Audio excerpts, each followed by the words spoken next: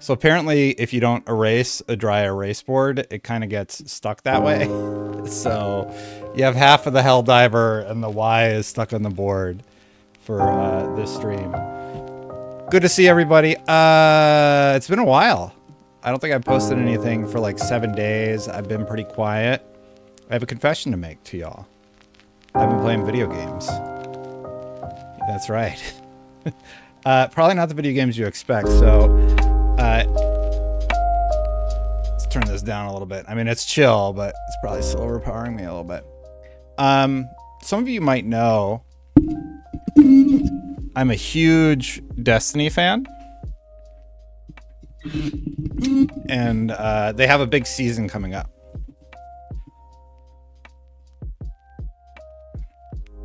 Yeah, they have a big season coming up. I did play Hellblade. I didn't finish it yet. I might play that later on the stream because, man, there's like not a lot of big news. I covered off that they appointed the 2 new CEOs. I watched the presentation. I took a bunch of screenshots because I just watched it on my phone. From Sony. 1 second here. Library, let me find it. Yeah, they kind of talked about what they talk about. Anyway, like just how they're going to change their strategies as a business, but I didn't find anything particularly compelling during their earnings call. And I was on a trip. Yeah, Destin is a Destiny fan. You'll see what that is in a few weeks, and I've been editing that video, and I did a little write-up for that. So been busy. Plus, you know, the summer stuff is coming up. Regardless, this is about Xbox and PlayStation, and I'm sort of curious what those two have been up to because my son does that now. He like copies me a little bit. They've been pretty quiet. Like, it just, not a lot has been going on right now. So if you have a particular story you want me to talk about, I'll be happy to talk about it because I'm going to go through what I was able to find for today, and then we'll go on from there. Sony looking like bad guys right now. Why is Sony looking like bad guys? I don't understand. Do you think Xbox will still have any exclusives at all? Yeah, I mean, Hellblade's exclusive, right? Hellblade literally just came out and it's exclusive. So I would consider that exclusive.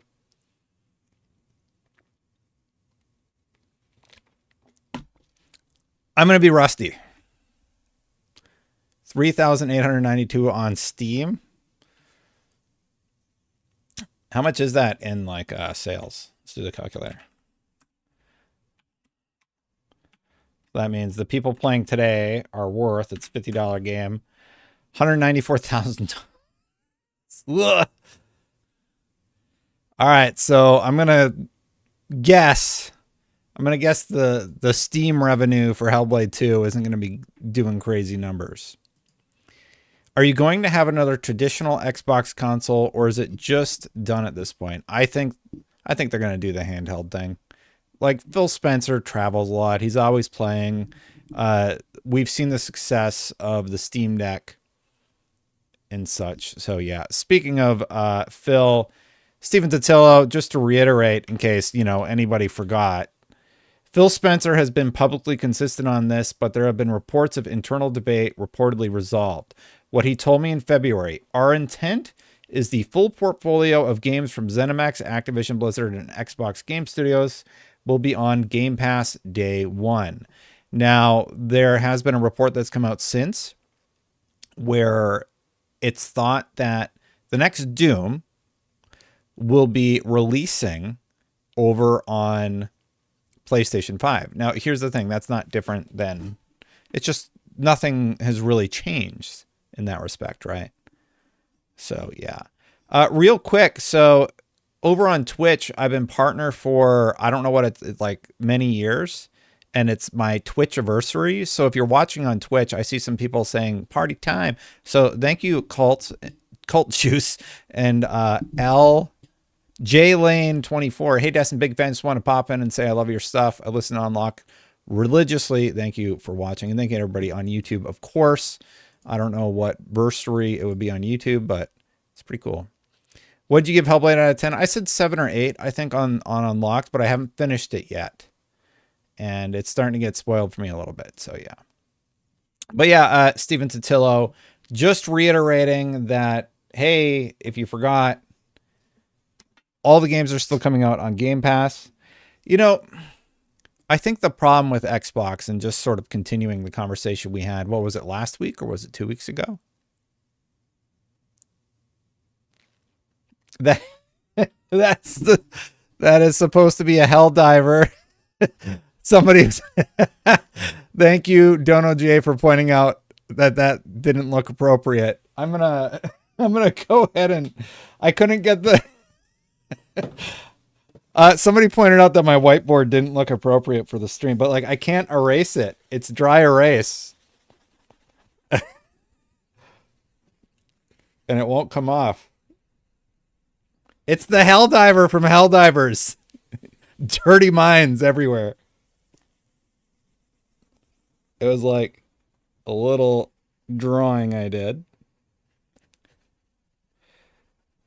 What's been the craziest thing y'all saw this week? Like, I think the craziest thing was the Assassin's Creed thing. That's the only thing I really saw where people were all up in arms about it. And I don't care about that game at all. Like, it's just Assassin's Creed. I'm just very much like, whatever, but I can't get it off. Anyway. I was so not interested in talking about that story, and yeah. Just one, Jason? I'm sort of impressed.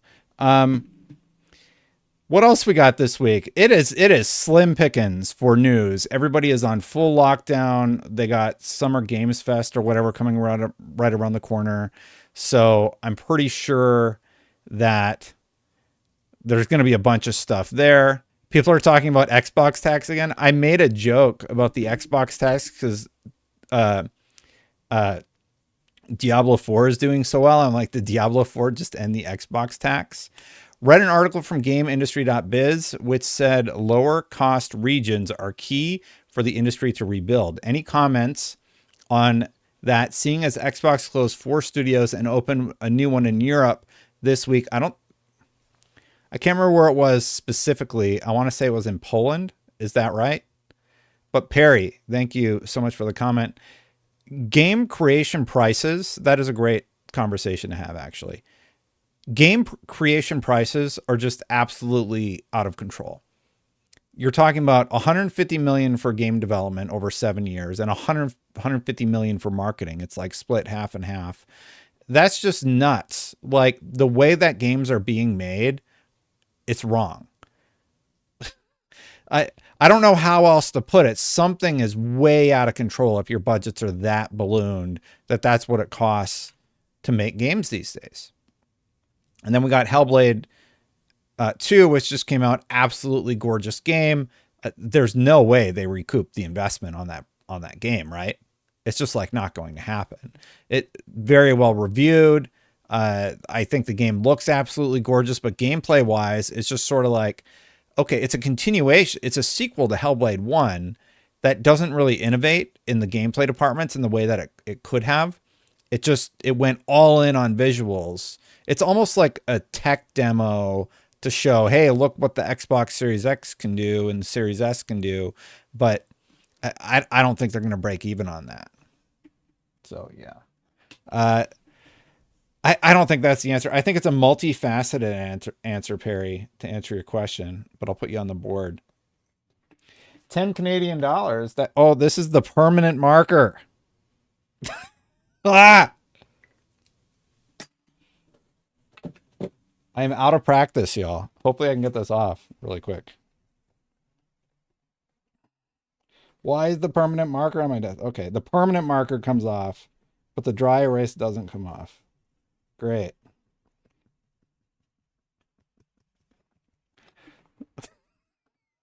I am so out of practice. I feel like I've never streamed before and I'm just rambling all over the place. But yeah, how do you all feel about that? Do you feel like game creation prices are like, what is going on? I've definitely not lost weight, but thank you very much. I do appreciate you pretending like I don't look fat, but thank you. All right, is this dry erase? Dry erase, yeah.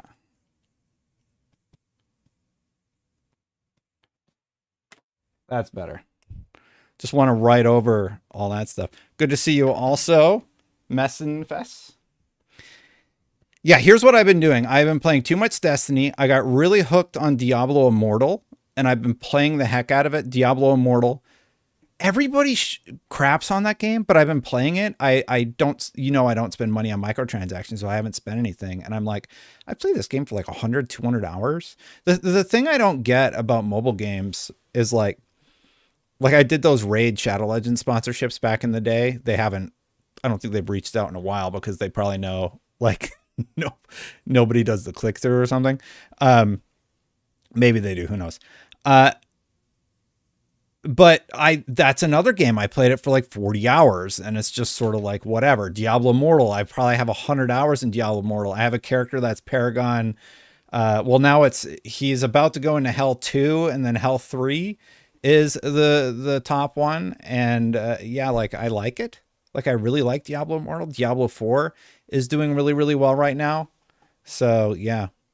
And I'm playing the crap out of Destiny. Why? Because literally on Tuesday, a whole bunch of really, really cool stuff goes away.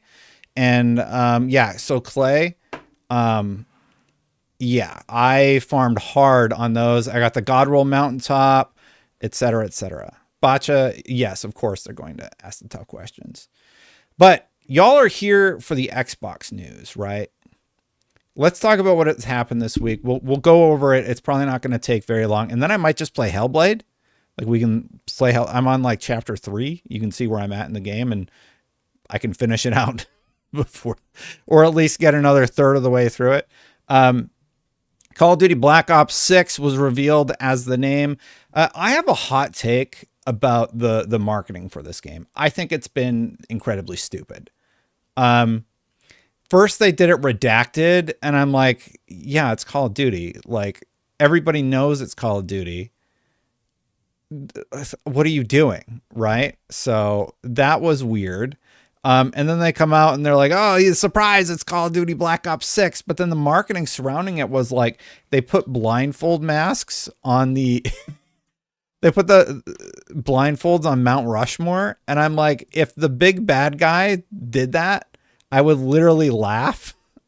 Like I would think it was one of my friends said this is more like a high school prank than it is anything else, which is absolutely crazy. So we got this Black Ops 6 news. It says, yeah, here it is right here. The truth lies. And they put the blindfolds on Mount Rushmore. It's like, it looks like a marketing stunt.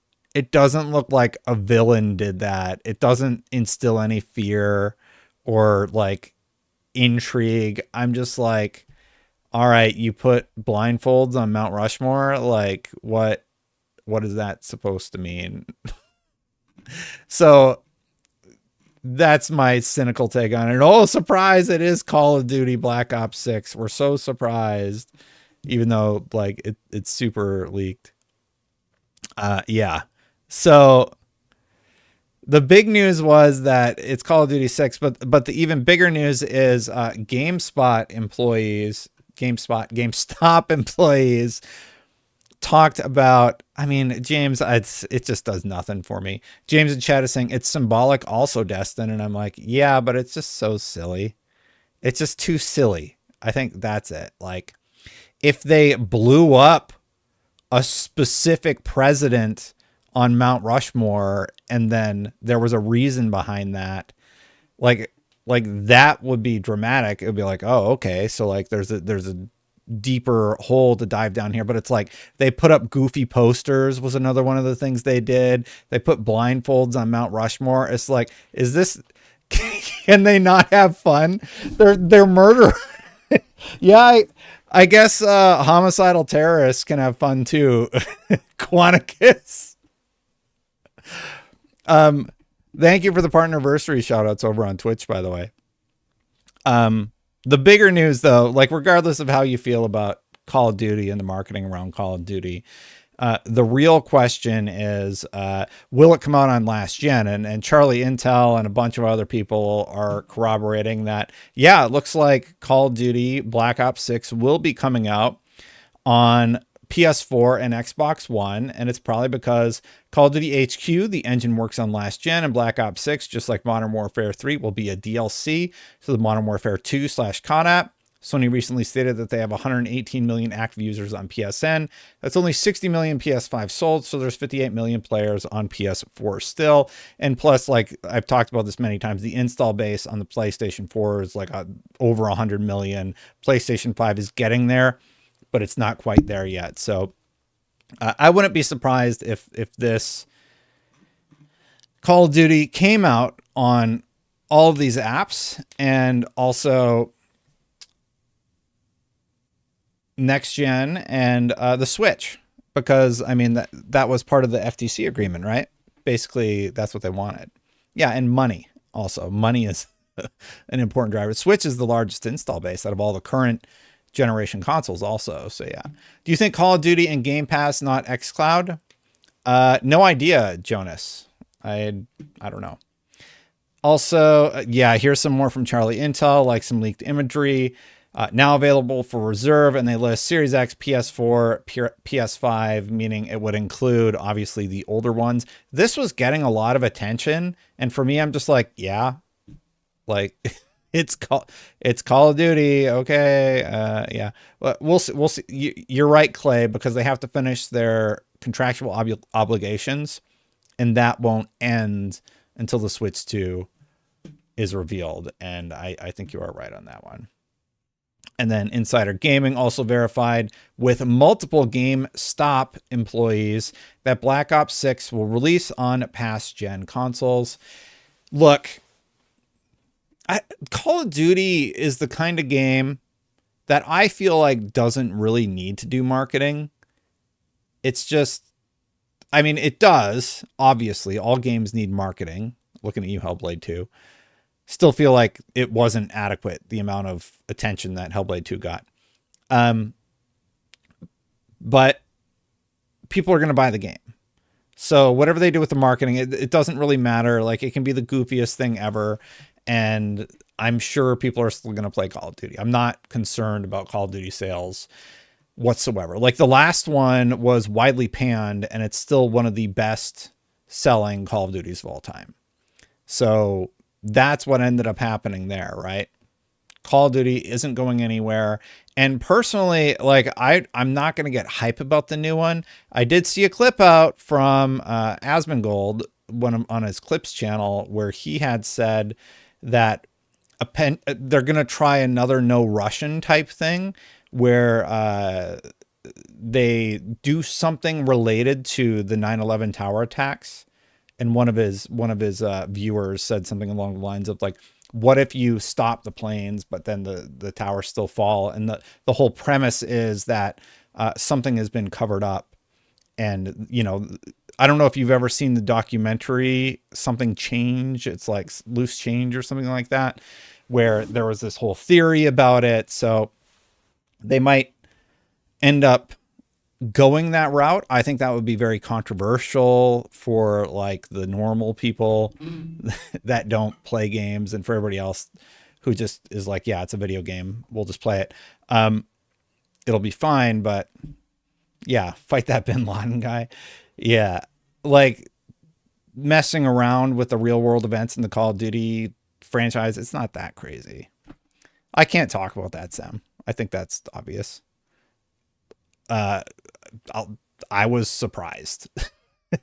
That's all I'll say. I had no idea. So yeah. GPT says gaming rumor mill. Tom Henderson has reported that the next Doom game is titled Doom: The Dark Ages, and it will feature a medieval theme.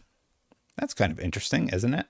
The reveal is expected to happen at the Xbox Showcase on June 9th. Who else is excited to see this new twist in the Doom franchise? So the Dark Ages, and then it's in medieval times.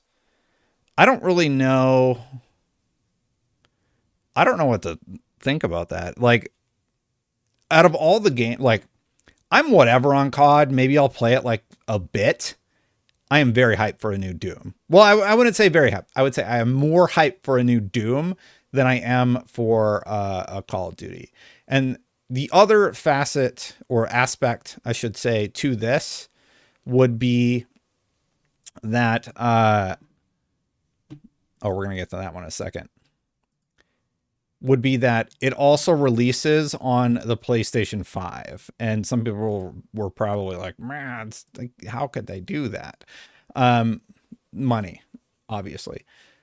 So I don't think it's a shock to anyone that the new Doom will come out on the PlayStation 5. Again, like I told y'all the news is like super dull this week, but like this is the news that we have to work with.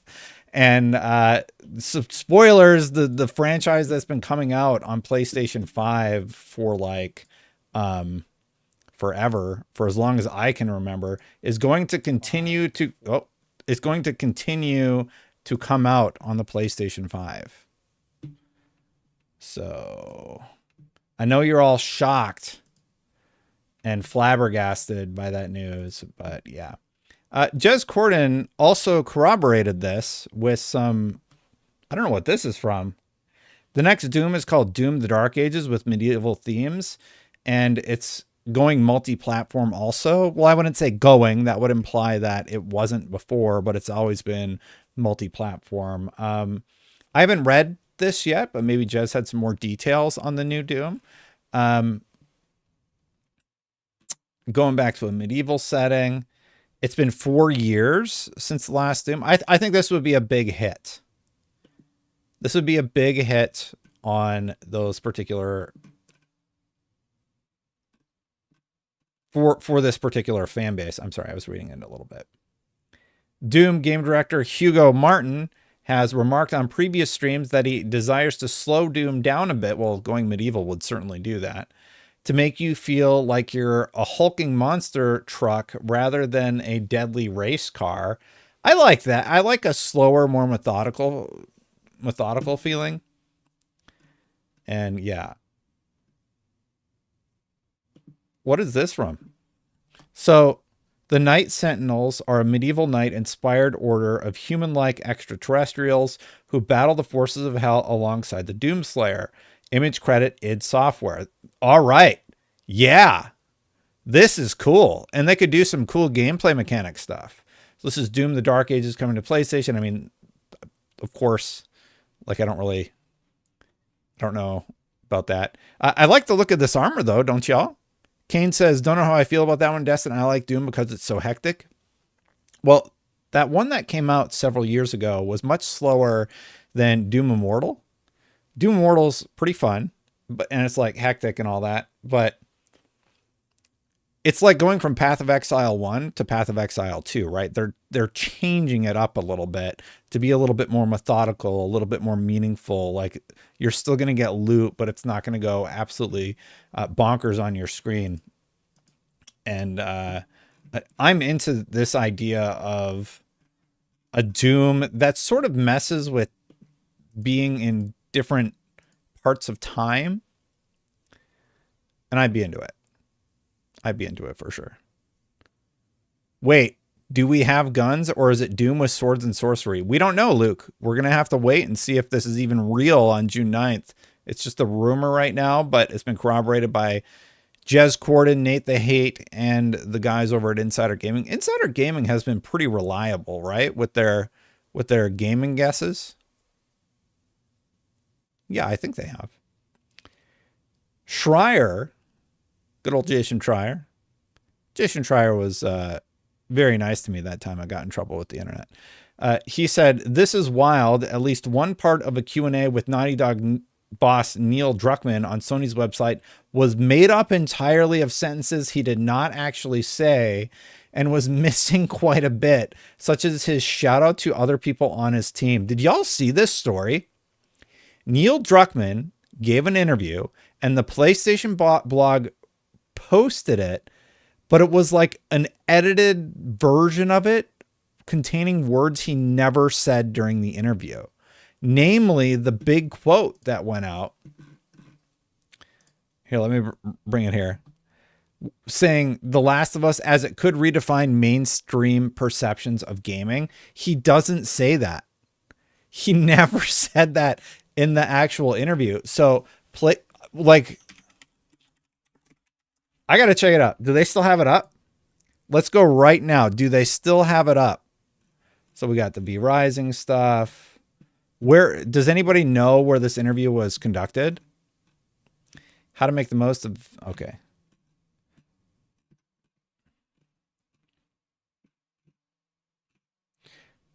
PlayStation blog, Neil Druckmann. I'm going to have to Google it and then see. I want to see the actual interview. If anybody has the link to the original story, it's nuts.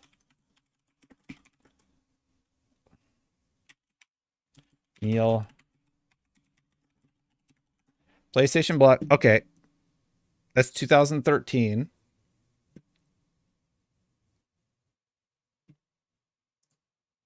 In my recent, where was the interview conducted? You said it was with Sony. All right. So all results. No, anytime. Let's do the past week. Here we go.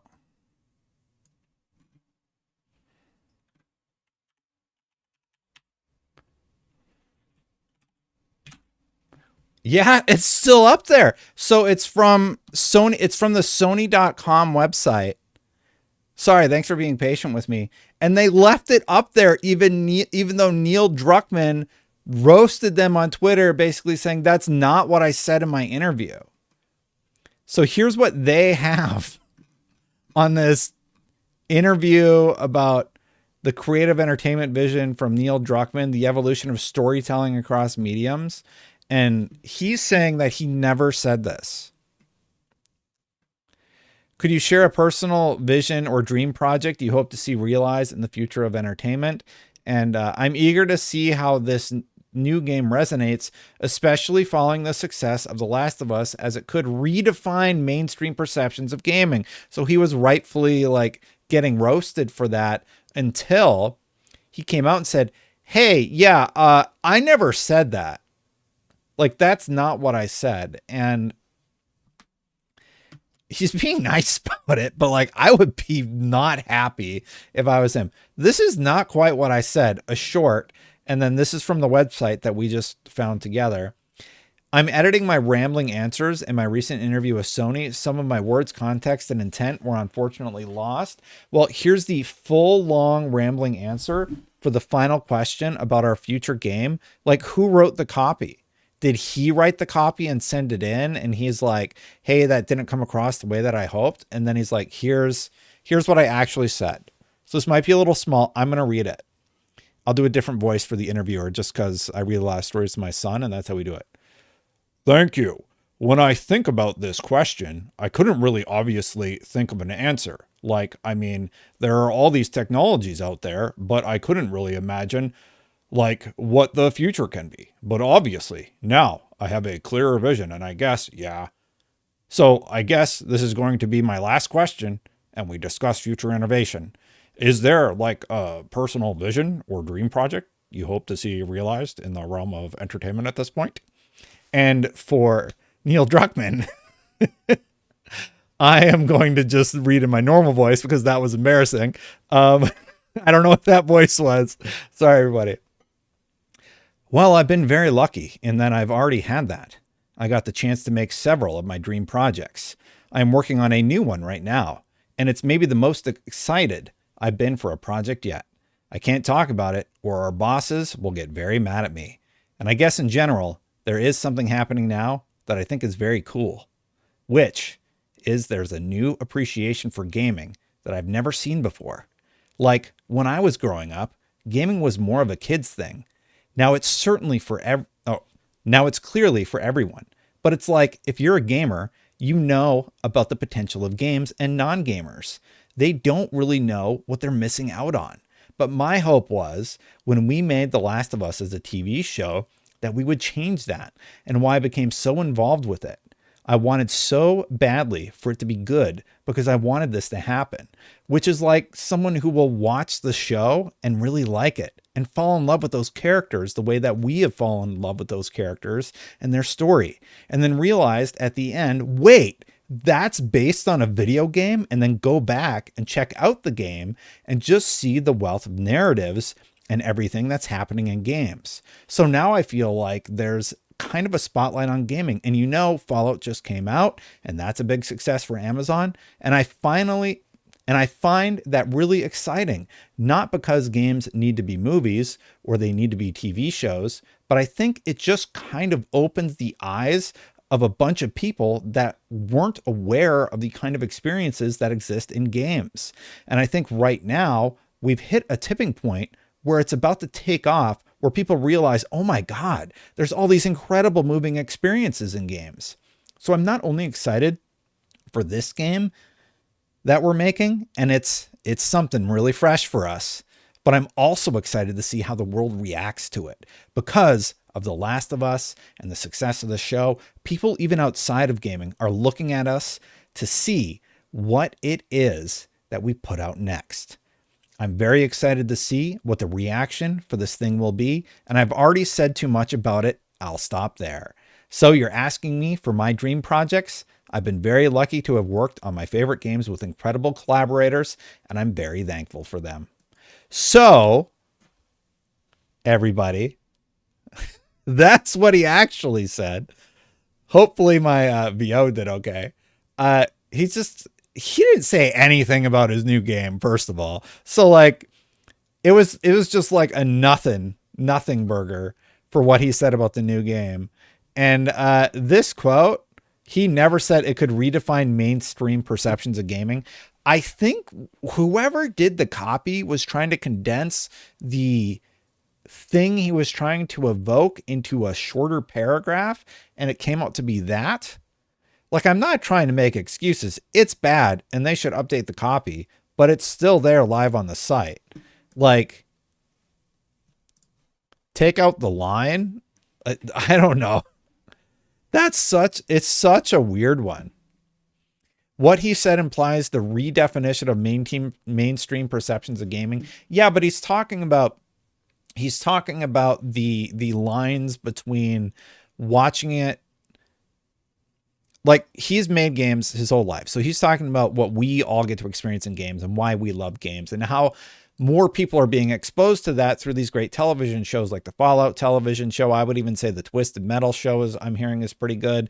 And if you like the Halo show, like, and you're not aware of the Halo franchise, yeah, it's the wider media expanding gamer awareness, or awareness to non-gamers about games. And I actually did a whole video about this on IGN where we talked to a bunch of analysts who are like, yeah, these companies, like, they're investing big time in other experiences. Like Nintendo is investing in theme parks and more movies. They're allowing more people to, make movies with their IP. We got Detective Pikachu, we got the Super Mario Brothers movie, and on the other side of thing, we got the Fallout TV show, we got the Last of Us TV show, and they're really good. The Gran Turismo movie was really good. The Uncharted one, not so much. We'll see how the sequel does, but that's really exciting for Neil, for me, for any gamer, I think, because it is exposing a new audience to the medium that we do love, right? So for me, that's exciting. But the translation of Neil's comments, I don't think they're fair, and I think they're grossly inaccurate. So the interpretation was this: could you share a personal vision or dream project you hope to see realized in the future of entertainment? I've been lucky to work on several dream projects, and I'm currently excited about a new one, which is perhaps the most thrilling yet. I don't think he said that. There's a growing appreciation for gaming that transcends all age groups, unlike when I was growing up. I think that's accurate. This shift is highlighted by our venture into television with The Last of Us, which I hoped would bridge the gap between gamers and non-gamers. The show's success has spotlighted gaming illustrating the rich immersive experiences it offers. This visibility excites me not only for our current project, but the broader potential of gaming to captivate a global audience. I'm eager to see how this new game resonates, especially following the success of The Last of Us, as it could redefine the mainstream perceptions of gaming. Literally just delete that part. Here, I'll fix it for you. Just Photoshop, just put a period here and then delete this thing because you're getting roasted for it. This is fine. I don't think he said his next one is the most thrilling yet. Like, he just said he's excited to work on it and like his team is good. So that was the drama. That was the drama about it. That's hilarious. I did not know that was the drama about The Last of Us. That was the thing this last week, right? Okay. Yeah. Here's the other one that I made everybody mad about. I literally just tweet stuff and then I walk away and then I come back hours later. Like, I haven't had a lot of time to be on social media. I've been less active on it because I have to grind out the shinies in Destiny 2 right now, or, you know, level up my Diablo Immortal character so I can hopefully make a video about the what is it? Tempest. But this set the internet on fire, not just on my account, but my post about it got about almost a million, 751,000 impressions. That's nuts. Y'all seriously think Valve would sell for only $16 billion? Stop it. This is fake. And this is about a rumor that Microsoft is preparing to offer $16 billion for Valve, and then it's all in cash and not stock. It's just ridiculous. A lot of people pointed out that this was on the FTC documentation. Like, if I go through these comments, I'm willing to bet you that somebody has the screenshot of the replies to my post. Yeah, here it is. So they talked about the value of this Xbox news for Koreans, I guess. Where is it here? Yeah, Valve down here was 17 billion.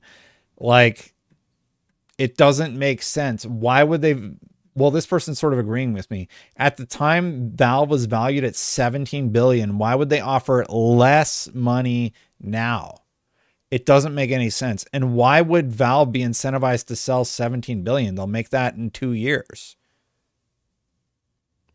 A stream deal for 17 billion or a Steam deal for 17 billion makes sense. Buying Valve makes no sense. Gabe Newell's, like, the person that talks about all the financial stuff, like, sent an email that said, "Lol, you mad?" to some big corp executive. You think if Microsoft walks up and drops 17 billion, they're just going to be like, yeah, no. Like, why? It has to be like way bigger than that. And then why would they, like, you're making billions every year and you're already super rich. Why? It makes no sense. And Kane's pointing out in chat, Valve does around 15 billion a year. Why in the world, if you make 15 billion in revenue a year just by having your platform, why in the world would you accept an offer for $16 billion a year? It doesn't make sense. It's fake. And I don't know why this blew up the way it did. Luke Bad over on Twitch says, I'm of two minds. I like the idea of Xbox having the option of exclusivity of Valve software, and it'd be funny for Quake and Half-Life to be owned by the same company. But I also don't trust Microsoft with the full immersion VR tech. They're not going to touch any of that. Valve's not going to let them come in and be proprietary. Like, Valve uses a Linux OS for the Steam Deck. So if Microsoft comes in and they're like, hey, you have to use Windows, or they start mucking up the works, it's not going to go over well with Valve. Valve's just going to be like, kick rocks. Get out of here. People still say kick rocks, right? Anyway, there's no way Steam sells.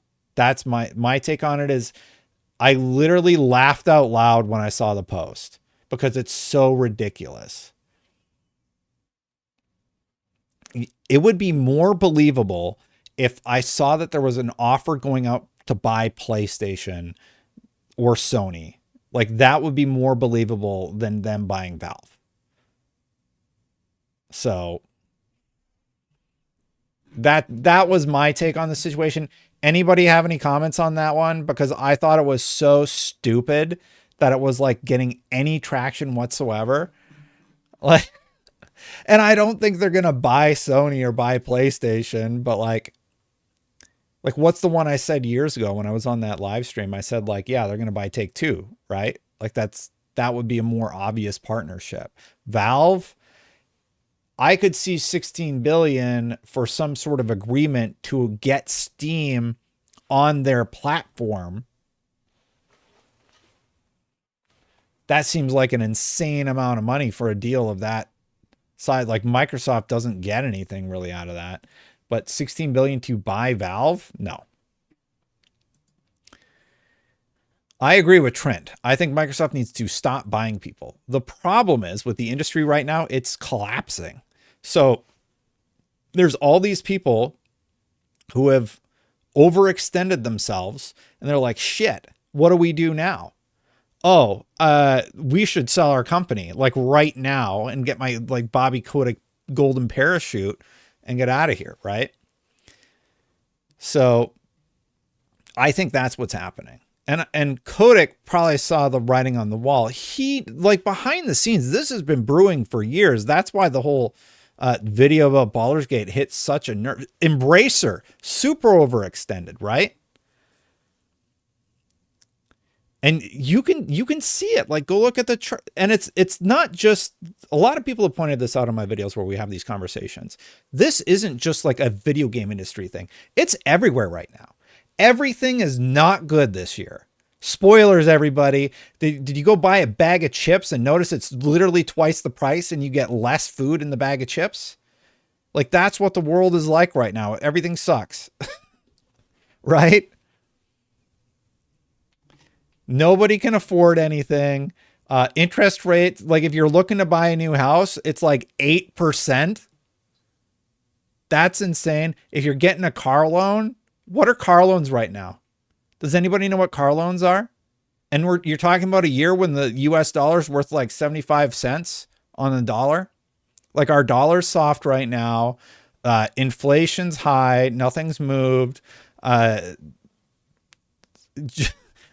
If you follow like what's going on, it's not good. Shrinkflation. Yes. Like that. I think shrinkflation started like 2 years ago. So yeah. 14% for cars.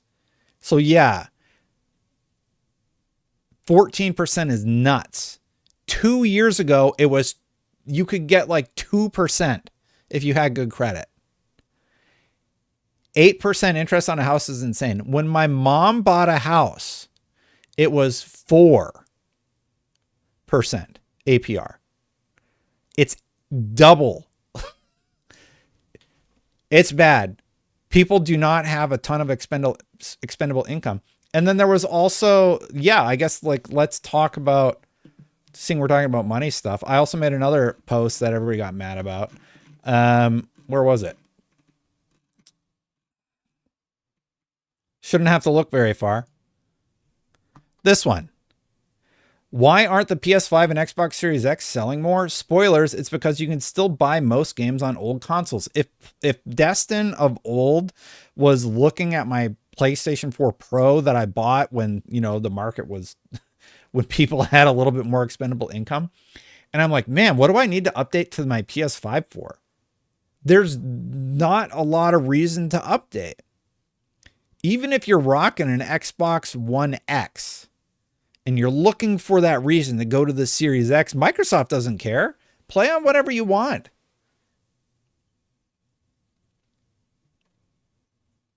No price drops. No, it's actually the exact opposite. James Thomas like, yeah, and there were no price drops. No, they increased the price. They made it more expensive. Why aren't they selling more? Well, let's see. People don't have expendable income. There aren't exclusives on those platforms at all. And like, to be fair, the PlayStation 5 is selling gangbusters, right? We all know that. Nobody's denying that the PlayStation 5 is selling well.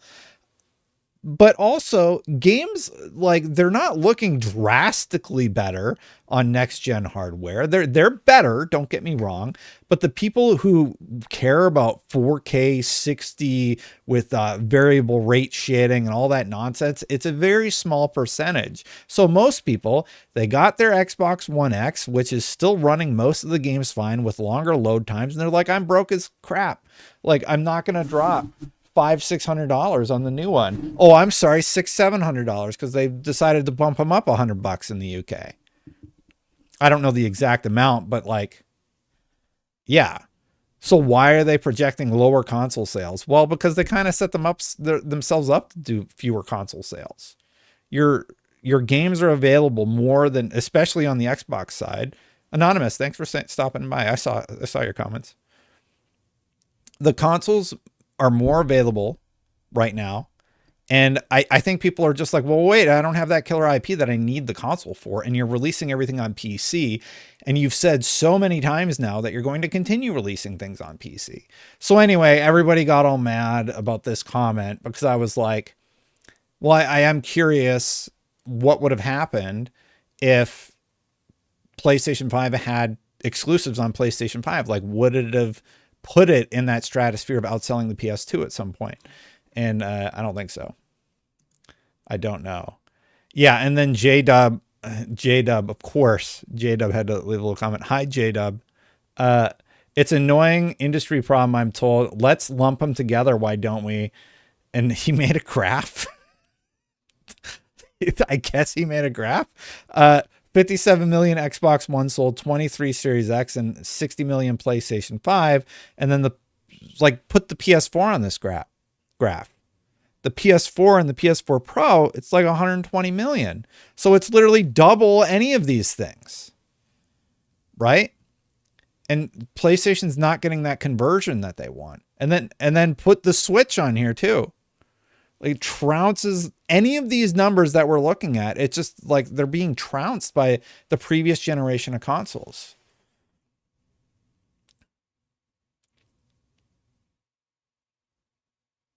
You know, honestly, one thing about J-Dub's graph, though, I am shocked. It's not 23 million. That's not accurate, is it? I thought it was in the 30s. I thought they sold like 30 million something. So I think he's obviously, he kind of does this where he takes the stats and makes Xbox look as terrible as it possibly can. But yeah. But his point, I get his point. I get the point that he's trying to illustrate.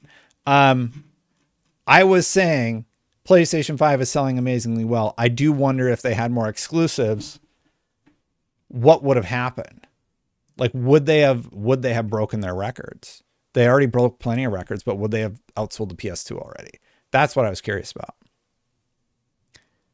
Is it 26 million K? So it's a little bit higher. I thought it was 30. How many? Let's just Google it. Let's use Google AI because I've heard that's going great for them. How many Xbox?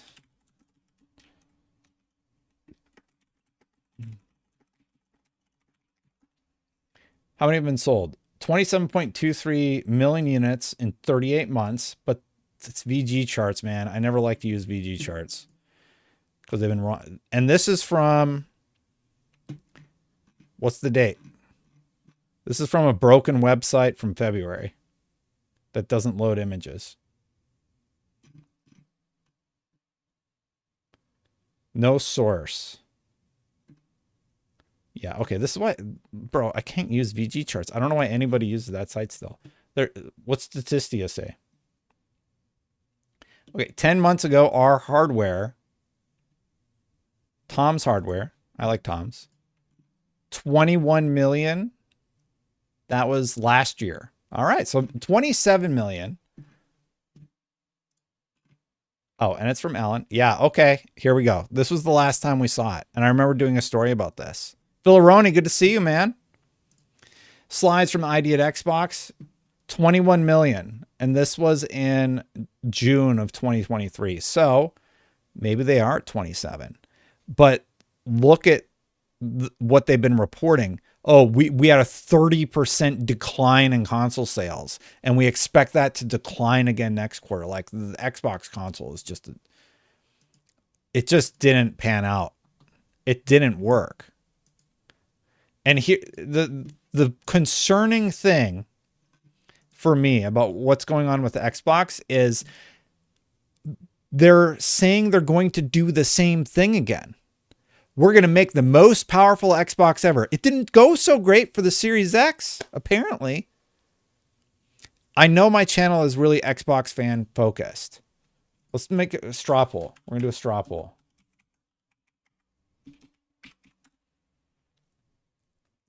Does that get you excited still?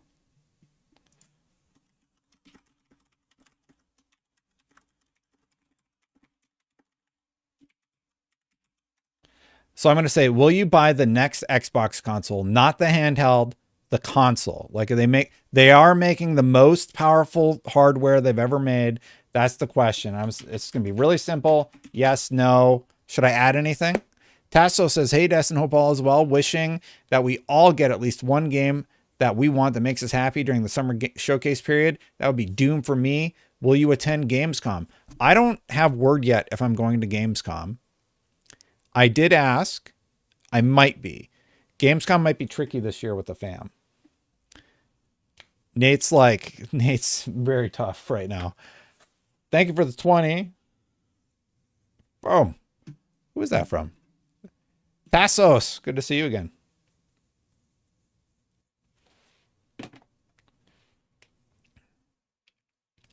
Okay, so the question is going to be, will you buy the next Xbox console not handheld? Yes, no, right? All right, we're just going to create it.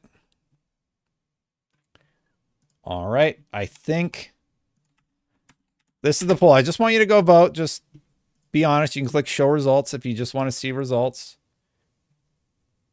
All right, votes are coming in. We'll watch live.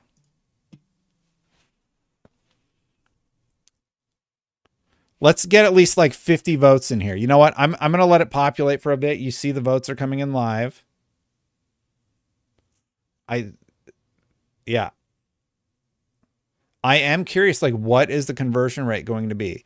What they've advertised is it's the most powerful Xbox console we've ever made. That's what you said about the Xbox Series X, and it did Starfield at 30 out of the gate.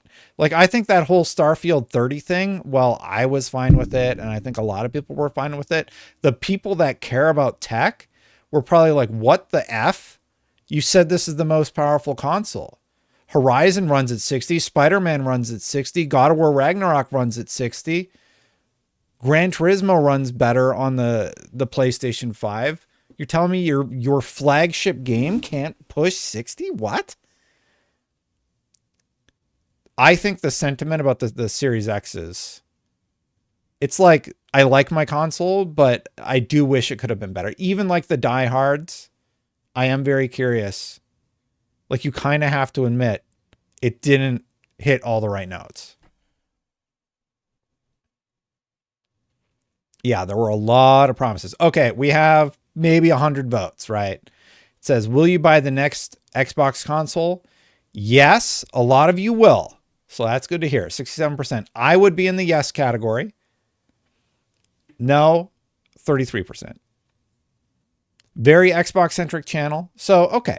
It does seem like a lot of y'all are still ready to keep going forward. I think 66%, only 100 votes. Like, it's not a huge... I'm going to close it.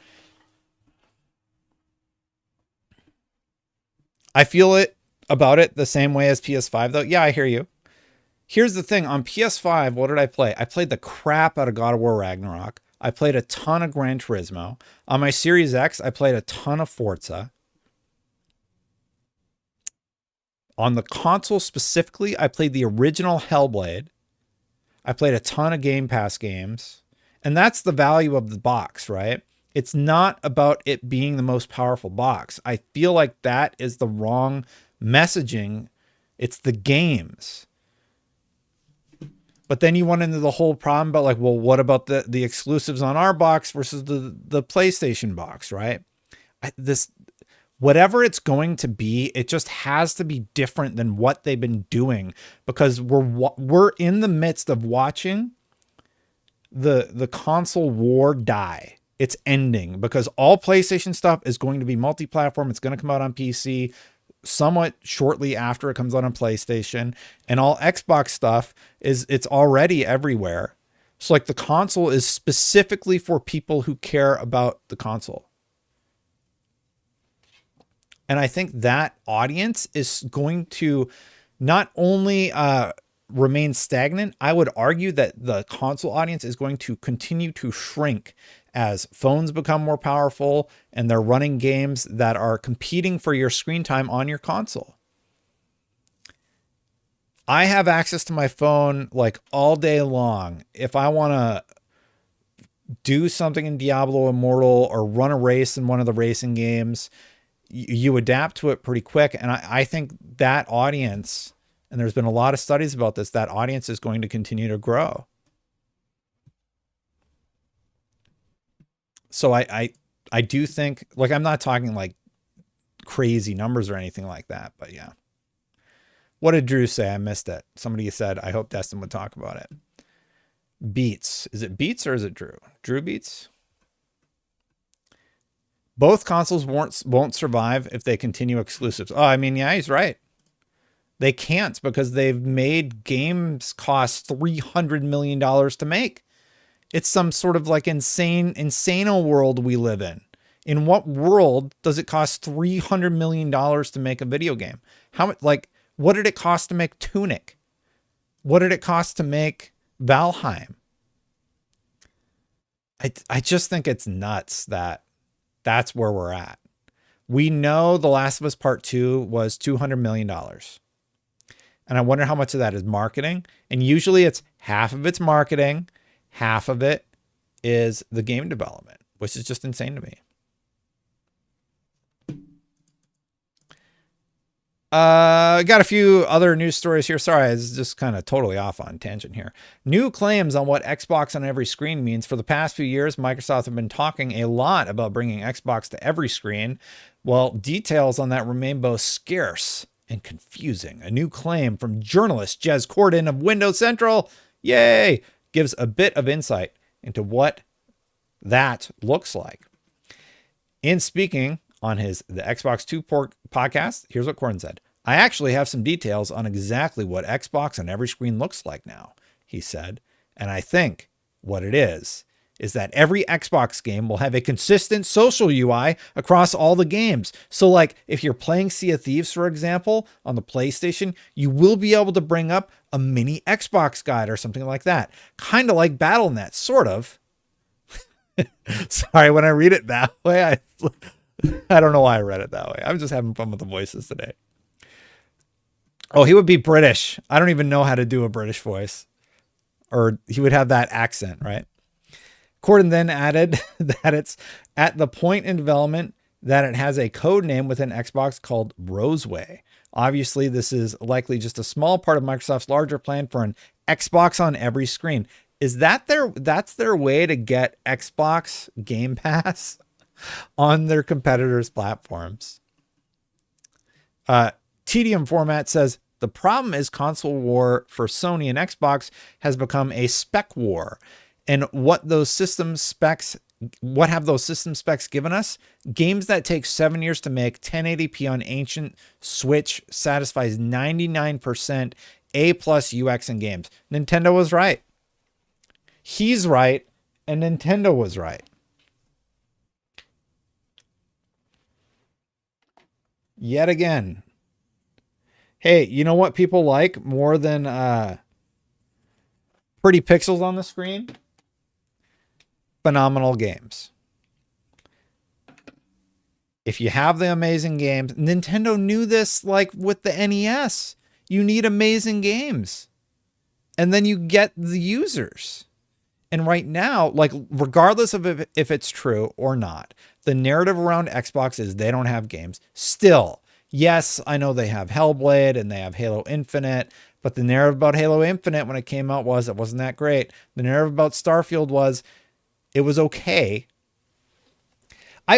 Starfield's a difficult one because I think it was sort of divisive. I think some people really like Starfield, and I think some people didn't. And just like some people on this channel are subscribed and some aren't, you should hit that subscribe button, hit that bell if you're not subscribed, and of course, hit that like button if you're already subscribed to help the channel grow. Phil Aroni just reminded me to do it. That honestly, like what Jez is describing on the Xbox 2 podcast, that makes a lot of sense. Somebody said in chat, Uplay does it. I'm sure PSN is going to do it on Steam soon. EA does it already, but they have to do it in a way that's non-intrusive, and then you get them. That's what Sony was trying to do with Helldivers, right? You want them in your ecosystem. You got to get it. And if you get them in your ecosystem, then you can serve them ads via email because they've signed up and they didn't tick that little box or whatever. So yeah. The other one I had up here was new claim suggests next Xbox console will launch in 2026.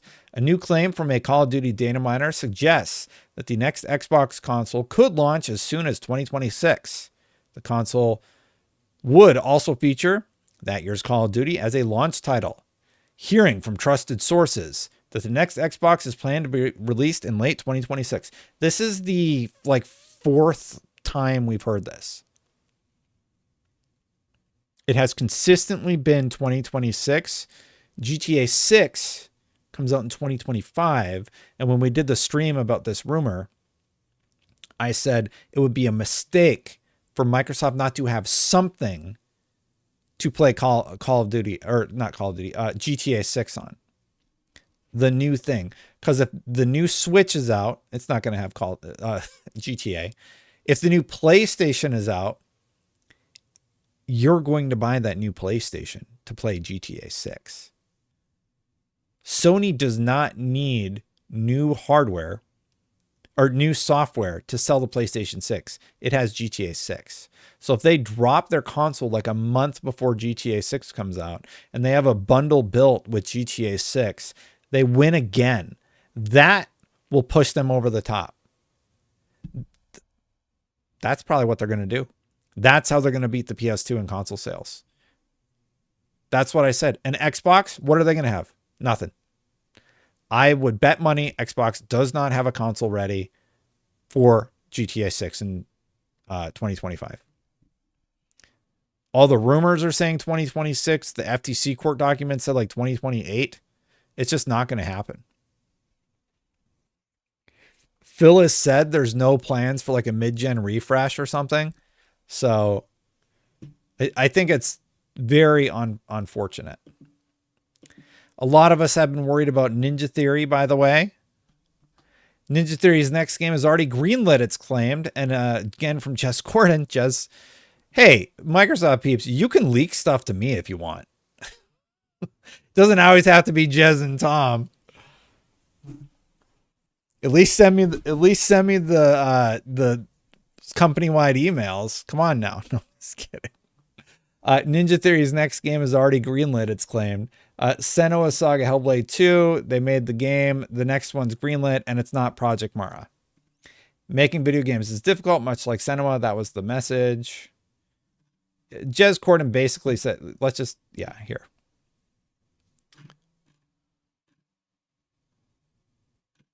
Okay, so I saw this. I saw Jez tweet this. You're going to have to take my word for it. Long story short, he heard that the next project has been greenlit already.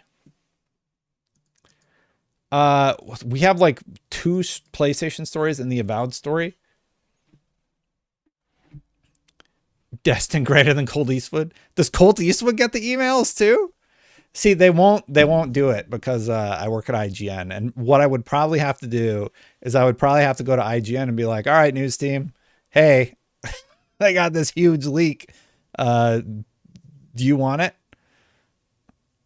That's standard protocol. If I ever get anything like huge like that, it always write a first refusal, you know? So yeah. Just like out of respect, I would have to do that. There was another thing Avowed and Indiana Jones previews are coming after Xbox Game Showcase. How much you want to bet this is Jez? How much you want to bet this is Jez Corden?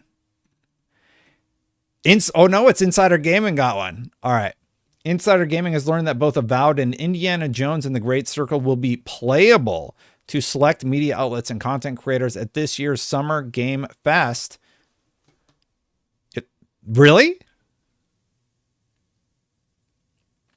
I mean, I'm going to be hype if that's true. Both games are expected to be shown at this year's Xbox Game Showcase, with previews from the hands-on going live June 10th. Avowed and Indiana Jones have been given a vague 2024 release date, so we're reasonably confident that both games will also get a definite release date at the event. So look, I would be so stoked if this is true, because I'm going to be at this event. I'm going to be in LA for a few days, like on and off. I have to figure out how to balance it where like I drive to LA and then drive home at night so I can, you know, read the kids' stories and stuff. Yeah. I mean, I'm excited now. That's pretty cool. I'm starting to think that Avowed might be better than you probably saw my initial reaction to it, where I was like super thrown off by the art style and everything. It's a terrible drive, Filaroni. So if you want to know my commute to the IGN office when I got to go in, if I go at night, it's like an hour maybe, right? If I go during rush hour, it's 2 hours there, and the ride home is 3 or 4 hours if I get jammed up.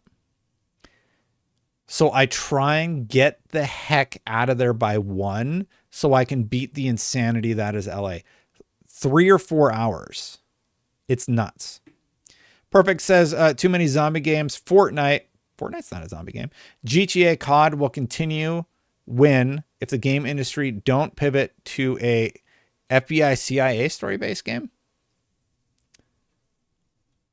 Isn't that kind of what Alan Wake 2 was, though? Weren't they FBI? But it was like mystical or something. I didn't play Alan Wake 2 yet, if you can't tell. I'm a little more intrigued by Avowed. I've been doing this thing when I play my games and not like pressuring myself to follow the meta or like do what the internet says I'm supposed to do or play the way they say I'm supposed to play. So I've been doing more like build crafting and just coming up with my own thoughts and considerations about what to do with the game that I'm playing. Like Destiny, I made a strand build that I didn't use any guide or anything. I just read the perks and I was like, I'm going to try this. And I'm pretty happy with it. It's very fun. And I'm told it was a perf one. So perfect. It was a $4.99. Thank you so much for the remark. I think that could be cool. Yeah, you don't always have to play the villain. I think they could do a good. Like I loved police trainer back in the day. That was weird. How are you feeling about Avowed? I'm still like this about it, but I guess I'm kind of ready for it now. Like it might come out at a really sweet spot. I do wish they went for more of the like Skyrim look though, versus the art style that they ended up launching with. I really like the vision that they had originally, and I'm a little bummed out that they went with more on the cartoony art style. I was gonna do a Destiny story. You guys don't care about Destiny. Avowed's new cover image. Yeah, I can bring it up really quick. Yeah, so Avowed's cover art, if you were curious, I mean, this is vertical, but this is the new Avowed cover art. It looks sick. Looks much, much better than what they had before. But if this is how they teased it initially, I never would have been like over hyped for Avowed the way that I was, but this isn't how they initially teased it. I would have had a very different like idea in my head about what this property was going to be.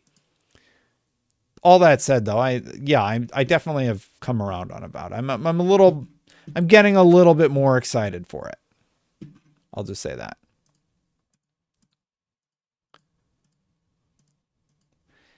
Don't you guys have phones, by the way? Because PlayStation is developing a new platform for free-to-play mobile games. This has been in development for like 3 years. I've been talking about the whole PlayStation mobile strategy forever, I feel like. There's been tons of job postings about this. Everybody has been like talking about this forever. Y'all, how many of y'all, like, I don't know how to say it nice. Do you like snub your nose up at mobile gaming? I do not. I think mobile gaming is going to be an explosive growing industry over the next 5 years. I think it's just going to go nuts. My phone can run Death Stranding. It can run Resident Evil 4. It can run, like, what does the phone need to do for people to like wake up and realize, oh, this is a platform now. You don't have to overhype it. Like, you can play Division on your phone. And it's basically like Division 1 level graphics. I would say we're like, I don't know, 360 Xbox One era, like right at that borderline there. Like Call of Duty, yeah. Call of Duty is like, so on it. Anyway, I think phones are going to be a huge growth industry. I believe Microsoft when they say a big part of the reason they purchased Activision Blizzard is because of King Mobile. And if you look at the amount of money those games are making, they said Diablo Immortal at one point, I want to say, makes millions of dollars every day. Every day. Let's Google it really quick. See, like, nobody's streaming it. Okay. A month after release, information appeared that Diablo Immortal earns over 1 million a day despite negative reviews, but it seems the numbers have only grown. Yeah, there was an updated report. This is data AI or something like that. But anyway, it's huge. It's a huge game. And Pokemon Go is huge. Oh, I spent money in Pokemon Go. I forgot. There needs to be a comfortable controller I can put on my phone with a case on. I have one. I did the ad for the Backbone. I did that ad read for the Backbone. I don't know where mine is. It's up there somewhere. But I'll show you the... I'm going to give you a free one, Backbone. This is the Backbone. If you need something for your phone, get the Backbone. It's great. This is the PlayStation version. They have an Xbox version. Like, you literally just, it folds up really, really small, and you just have it in your backpack or whatever, and you put it on your phone, and it's great. It's one of the best peripherals you can get for your phone. Yeah, here's the black one. This is the one I have. I do like the PlayStation looking one, though. And they're even, yeah, Diablo Immortal, Call of Duty Warzone, Among Us, Razor Kishi is also great. But I think Backbone is the highly regarded one. You play Fallen Order? That's Steam, though. That's like streamed, right? Yeah. What you can do, it's just nuts. Halo Infinite doesn't work natively on mobile. This is being a little disingenuous. Genshin Impact does work natively on mobile, and it looks fantastic. And it runs fantastic, too. So, yeah, I'm not like a graphics fidelity snob, so I think that the phone is great. Luke, I've been seeing your comments, by the way. Bought the Razer 2 controller, and it ticks me off that my phone doesn't fit with the case on.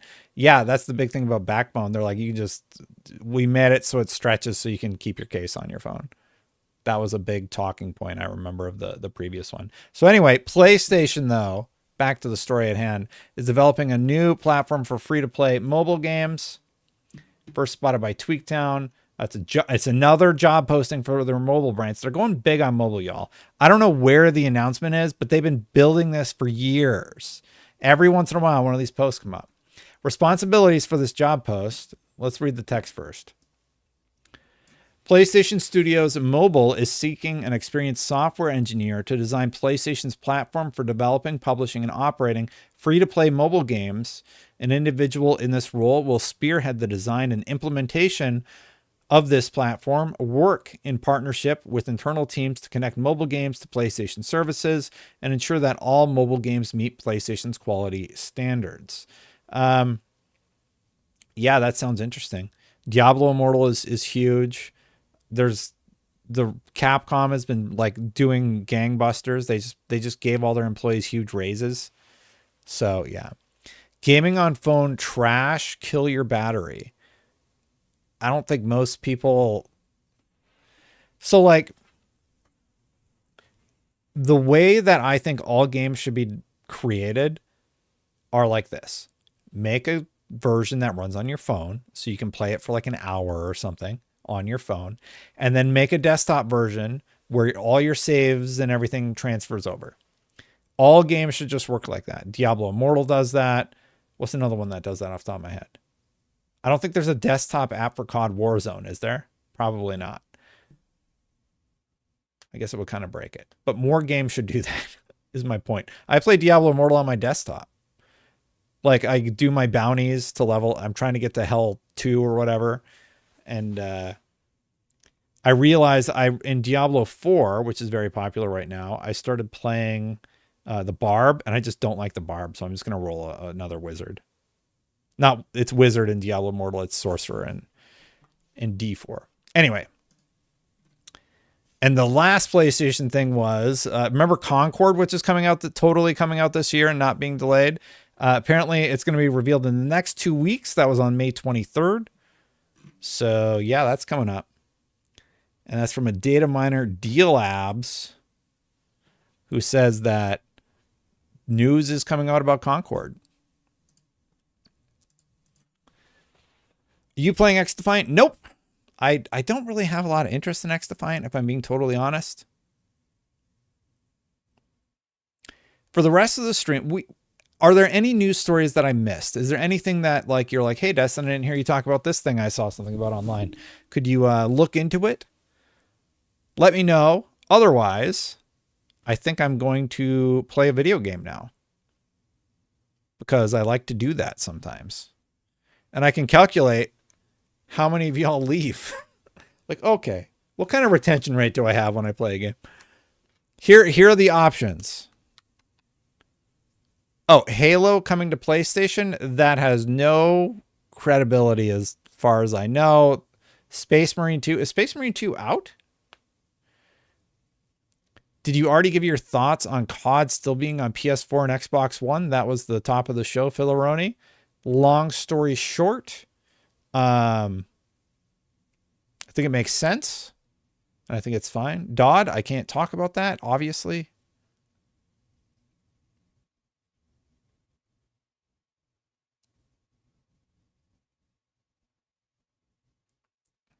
I don't really know anything about it, honestly. I kind of found out with everybody else. Gears of War Collection is coming to PlayStation. I didn't see that. Is that true? That's just another one of those like rumors, right? A Lost Odyssey remake. Okay, let's see that one. I'm interested. Lost Odyssey remake. Here's from Level Up. Like, guys, what's the source? According to a reliable source who they don't name, they're remaking. Oh, it's Nick. Okay. Insider Special Nick raised the expectation of Xbox and JRPG fans with a post he recently made on his social networks. In it, he claims that gamers who love some games of the genre in the 360 era need to check out the event. If what I've heard is true, fans of JRPGs from the Xbox 360 era will have something to look forward to at the showcase, he said, without elaborating further on the meaning of his statement, which got many gamers excited. Sweet. Colt said it? No, Nick said it. Is Nick? No, Nick's a whole different person. And what was the other one? Gears Collection. Gears Collection PS5. Thank you, Yank. I appreciate the kind words. Yeah, don't forget, it's my Twitchiversary over on Twitch. So anybody watching. No talking about Project 007. Perfect Dark?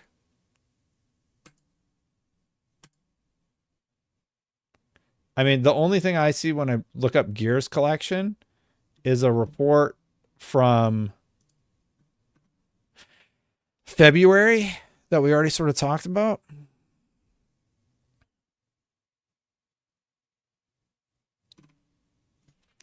No one's saying anything bad. Who deleted chicken wings? I didn't see anything bad. Maybe I didn't read it. Yeah, the only thing I'm seeing is the February report. Space Marine 2. All right. I haven't done a reaction in a while. Let's check out the Space Marine 2 trailer. All right. The one from 3 days ago? The multiplayer modes reveal? Is that the one? Is Sony buying Paramount? We'll see what happens. Hi, Alex. Alex, what's the new Space Marines thing? People want me to watch it. Is it the multiplayer thing? All right, let's see.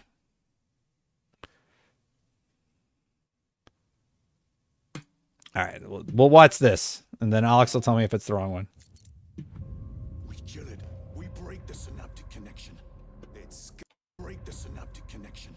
They'd scatter like rats. And if you're wrong, if it's not there, I cannot afford to throw men after a hunch. Give me 2 squads, 3 Space Marines. That's all I can spare. Brief them immediately. All right. Talassa, we are almost there. What is your status? Oh, published by Focus. Acknowledged. Proceeding to relay. Talassa on the march to take that hive tyrant's head. Maintain Vox reports. Oh, yeah, okay. Yeah, this is the one I was thinking of. Now we end this. All right. 3-player co-op mode operators. Yeah, okay. Okay. I get it.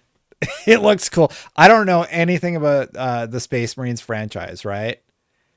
This looks cool. We already saw 2 biomes. We saw like, no, it's, yeah, I didn't see PvP. It's multiplayer modes. So like we got this location already. Looks pretty interesting. It's like a, I don't know, military building of some sort. And then right after that, they're like fighting in a forest. I love that when you're not stuck to like one biome or whatever. Yeah. Yeah. This gets me really hyped. Just different visual palettes, so to speak.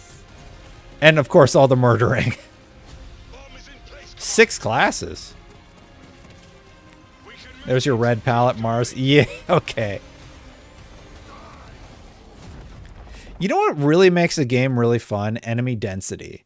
So like the biomes are like very varied. The enemy density is there. It's hitting a lot of the right notes for me. I do appreciate that a lot. It looks fun. I was already hyped for this actually. I didn't know it was Warhammer 40K Space Marine 2. Like I don't know anything about Warhammer, but yeah, let's go.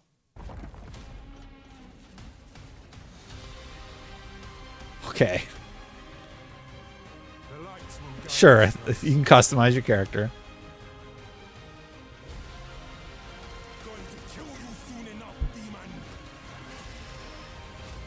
This looks fun. Yeah, it looks great.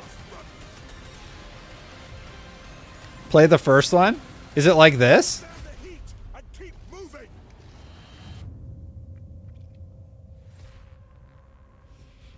Yeah, Helldivers, I hear that.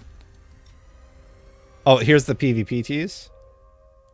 6v6 mode, Eternal War. Okay. It's Destiny. It was, yeah, okay. All right. We revealed one of these trailers at Gamescom last year, I think. And I was like, that looks freaking sick. I think I did the upload and then somebody else published it, but I had to watch it because I made the thumb or whatever. I can't remember. But anyway, I know we posted this last year at Gamescom, and I was like, that looks freaking awesome. And then I hadn't really heard much about it since then. Yeah, that looks sick. It's Destiny. It's got Destiny vibes. Love the enemy density on the battlefield. At least the PvP section does. Yeah, that's cool. I'll definitely play 40K if it's like this. Yeah, OG. Don't pre-order anything. Never pre-order. Don't do it. Don't pre-order. Do not pre-order anything. Don't get the season pass. Don't listen to all that stuff at the end. But yeah, I'm excited about Space Marine 2. Is that the thing, Alex? Good like to dislike. What else did PlayStation post? Did Actman? We don't pre-order. Don't get the cosmetics. Don't get the battle pass. Battle pass is the one I'm sort of like, eh. There's also a Forges of Corruption reveal. Oh, it's for Bolt Gun. Bolt Gun was my first introduction to the series. Bolt Gun was sick. It's like the pixelated version of all the stuff that we just saw.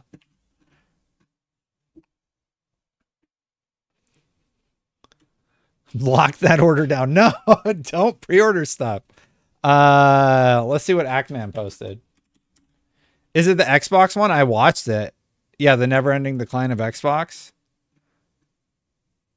I've watched a bunch of his videos. As you can see, I actually watched the videos. You can see the little red bar down there. I watched this video. I watched this video and my only comment was, really? You didn't use any of my clips? I said, someday Actman will respond to my videos. Someday I'll make it in an Xbox video from the Actman about how Xbox is dying. Because that's like his third video about how Xbox is dying. He even makes fun of himself a little bit in it. I like Actman. His videos are pretty great. So, I mean, that's my reaction to the Actman video. Do you want to watch it? There's nothing that's... All right.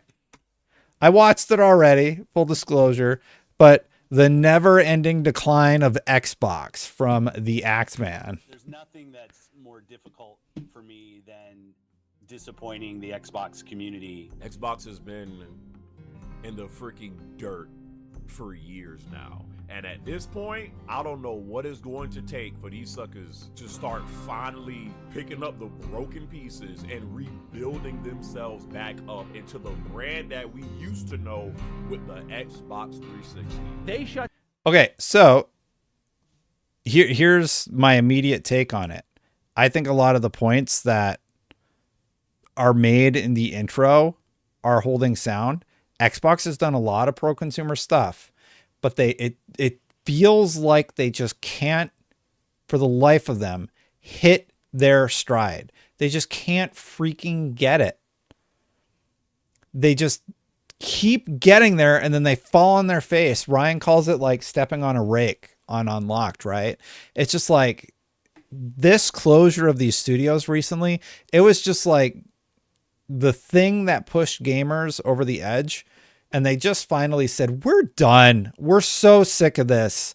Like, you got us all hyped up for a potential handheld. You got us all hyped. Like, you already laid off 1,900 people that you can definitely afford. And now you're like closing studios and then you open a studio over in like, what are you doing? And yeah, I think people are just totally fed up. Like, most of my channel for the last 3 years has also been criticizing PlayStation, but Jim Ryan's gone. So it's Herman Hulst and the other new guy, who I don't remember his name off the top of my head. I know Herman Hulst because he worked at Guerrilla. Yeah, Guerrilla Gaming for like ever. And he's been like a very popular face in the industry. And the other guy made the Portal and some others, like he's been on the hardware side. Anyway, I do agree. Microsoft needs to like start. They need to hit a cadence of wins. Wait, Shinzo, are you Jose? There was a post where it said the money Microsoft used to pay off Kodak would have kept a Tango and others open. Yeah, it would have. Your thoughts on the Xbox selling worse than the Wii U? I don't know if, like, is that lifetime sales? We don't know yet. Anyway, let's go. Shut down not 1, not 2, not 3, but 4 studios. Yeah, Maddie was. That means that Xbox has now closed more studios Maddie was even madder than I was. than its released games this year. Way I see it, best thing we can do is let the week go. Move on, get our money, start over. This is a studio that was on the rise. You can tell they're very talented. They knocked it out of the park with Hi-Fi Rush, gave Xbox some of the best press they've received in a while. And what does Microsoft do? Gaming. And the Game Award goes to Hi-Fi Rush. Not that you care too much about that. Yeah, so Xbox has said we want to like win at the Game Awards. They finally win at the Game Awards. The studio that wins them at the Game Awards was Hi-Fi Rush. And what do? They close the studio. It's just like people aren't going to get over that. Anybody that's been following what they're doing, it's just like they keep doing the same bad stuff. You rats. I'm not worried. I'm not worried about Tango. It's gone. They closed it. And it's very confusing. Like, what are they doing? Like, where are they going to go now? Oh, yeah. When Tango wants to go do Hi-Fi, when everybody probably thought they were doing Evil Within 3, I want to give the teams the creative platform to go and push their ability, push their aspirations. You're all liars, and all goodwill is now completely thrown out the window. I am now back to being extremely skeptical about Xbox. So the idea... RGT said it really, really well there. I think everybody's super skeptical about Xbox right now. Big Mad Mo, I think you're too big of a fan to look at this objectively. You're coming in here, you're all hot because we're watching a video that's critical about Xbox. I'm not saying Xbox is bad. I'm just saying it's confusing when they tell people that Hi-Fi Rush did well and then they close the studio. It's confusing when they say they want to get a foothold in Japan and then they close their one studio in Japan that they've opened in years.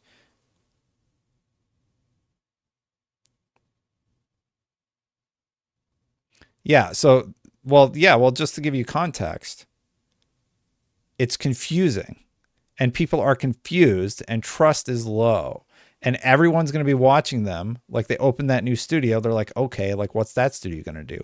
What's going on with Perfect Dark? Hey, Paris. People are going to be like laser focused on what their next moves are. And they're worried. Trust is very low. It's getting bigger than it is to me. I don't know what you mean, Mo. I'm going to continue on. You let me know. Of flushing a humongous amount of their pool of talent down the toilet right now at a time when they need games more than ever.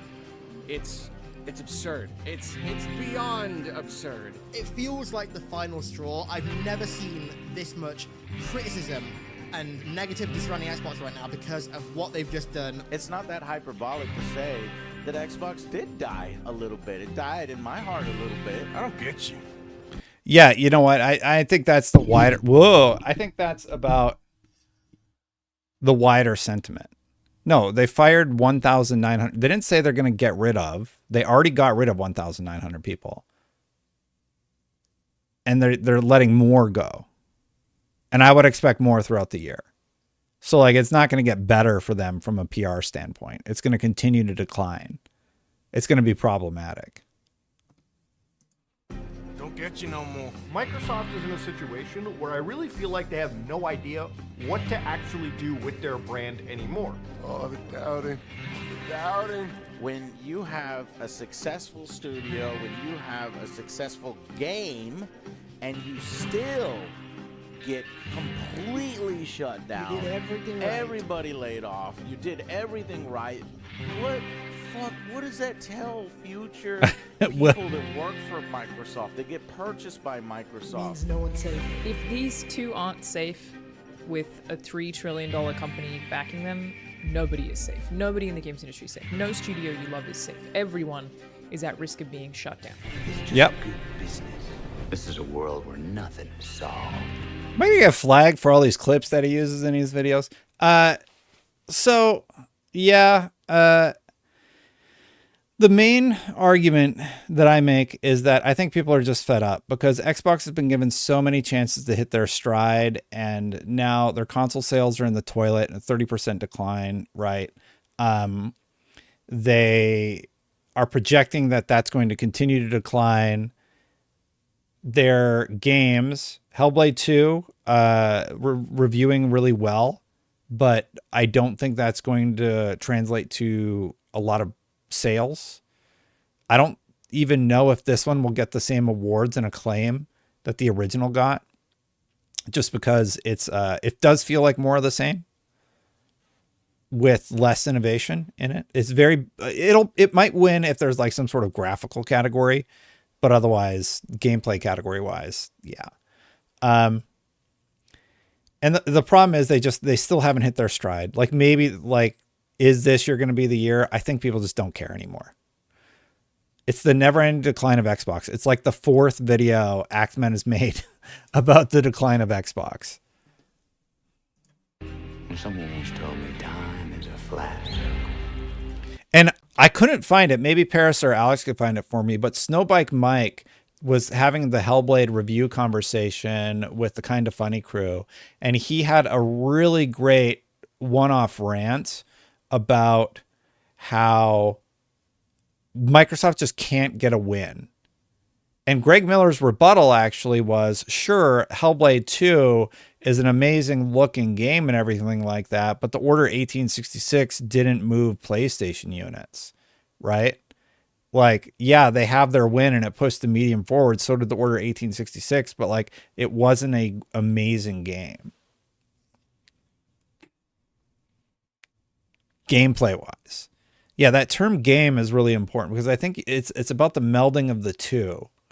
And I think the main criticism I've seen for Hellblade was that I didn't watch it. The main criticism is it's really constraining, for lack of a better term. Anyway, yeah, let's keep going. What's up, everybody? This is the Actman here, and today, in this video, you will learn why the Xbox brand is failing, why they're not producing or releasing many top-tier titles anymore, how Phil Spencer's Game Pass business model is inherently flawed, and why nearly all of the audio balance franchises from the 360 era are either dead on life support or taking an indefinite vacation. Yeah, so Hellblade 2 comes along. It's like an industry darling studio, gets no marketing. The marketing came like the week the game came out. It was nuts. Nobody knew this thing was coming. I barely knew when the release date was, right? So and I played through the first one twice, maybe 3 times to get all the achievements in the game because I liked it that much. And then the sequel comes along and it's just kind of like, it just felt like nothing was happening. And I called it out. I'm like, where is your marketing for this game? So it comes out and it is what it is. And I think people are just going to move on from it. Like, yeah.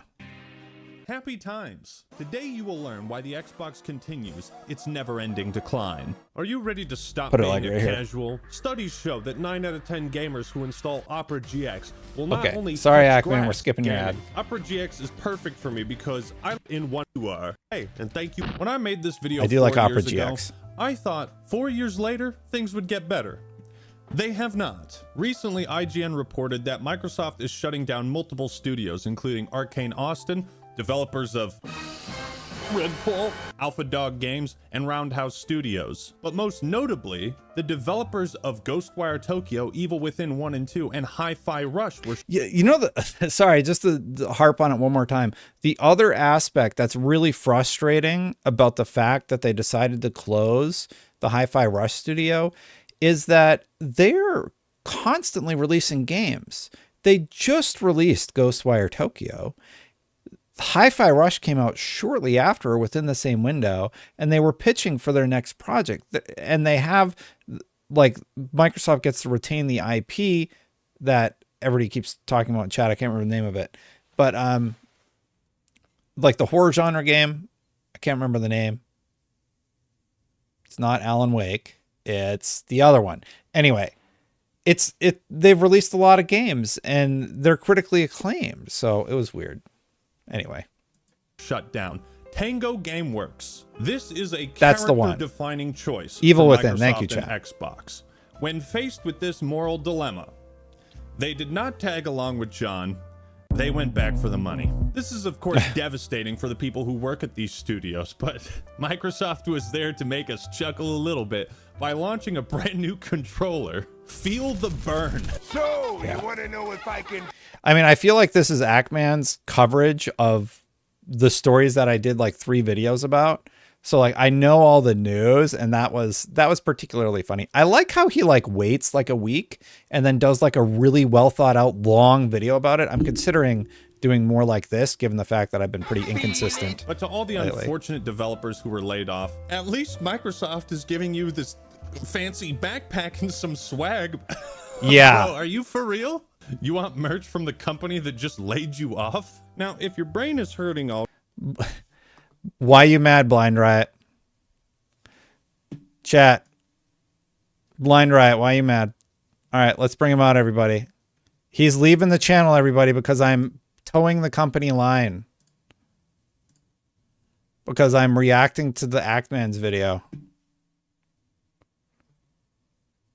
All right. You're brought up. So's all of chat. I'm not Asmongold, but Blind Riot, what do you got? What do you got for me? Anybody else mad at me for watching a video and talking? Nothing? I'm going to wait like 30 more seconds. Destin's going hard company line here. Looks like I'll be back to the channel in another year. Okay. I don't know what I said. I'm mad at you too, Destin. What did I say?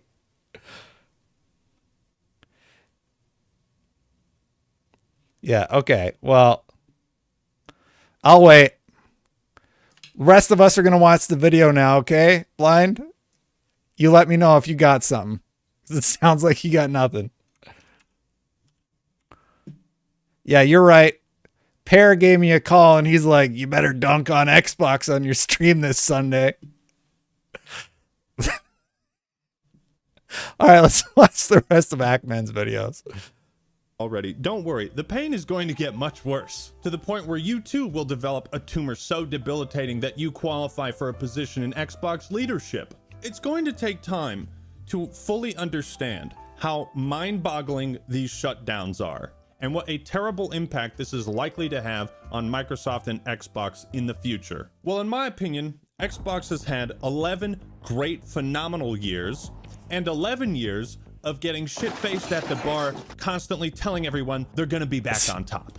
And I think I've finally seen through all the lies and deception that I've been told by Xbox leadership. The stuff that I bought into, I think I've finally unplugged from all of that. Xbox has become so far detached from what initially drew me to it that I can't even describe what the brand is anymore. That's okay, yeah. That's why I really like Actman's stuff. It's because he does a really good job of encapsulating the emotion that I think the wider community is feeling. And they've probably started feeling that way for a long time. Long story short, it's just like they can't hit that stride of just having the type of games that really resonate with the Xbox audience, right? And it just feels like every time they get a win, they have like 4 L's that they have to eat. And then they get that another win. And like, you're like, all right, maybe they're going to figure it out this time. And yeah, I don't know. It's tricky. I can tell you what it used to be. Xbox was the console that proved we Americans could do it too. Not just the Japanese, we could do it too. Xbox was a place for the wackiest, most creative niche games, a stunning variety that covered pretty much every genre. BioShock was exclusive. BioShock was exclusive at launch. So was Mass Effect. Like they had awesome exclusives, and they were the underdog. So when they were making those deals, they were the underdog still, and they got Mass Effect, BioShock. They got all these huge games, which is just awesome. 1v100 was great. From snowboarding to boat combat, Xbox was a massive innovator in online gaming, couch co-op, graphics, fidelity, performance, Gears, and it pushed the the original technical Gears. limitations of the time. But if you ask me to describe what Xbox is now, I would say it's not Xbox. This is Microsoft Gaming. Welcome to Microsoft Gaming. Would you like to purchase one entertainment product? And even Seamus Blackley, the creator of the original Xbox, laments this revelation as well. Yeah. Today, Xbox is like an amorphous blob, an all-consuming void hell-bent on assimilating as many studios as possible to throw their games on Game Pass and then discard the studios. In other words, Majin Buu. Today, Xbox is a brand that can't see past its own nose.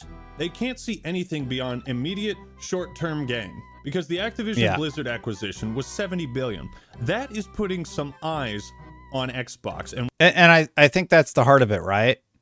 Microsoft is now, we need to make that money back. And they need it like fast. What they're doing. They need to start producing results.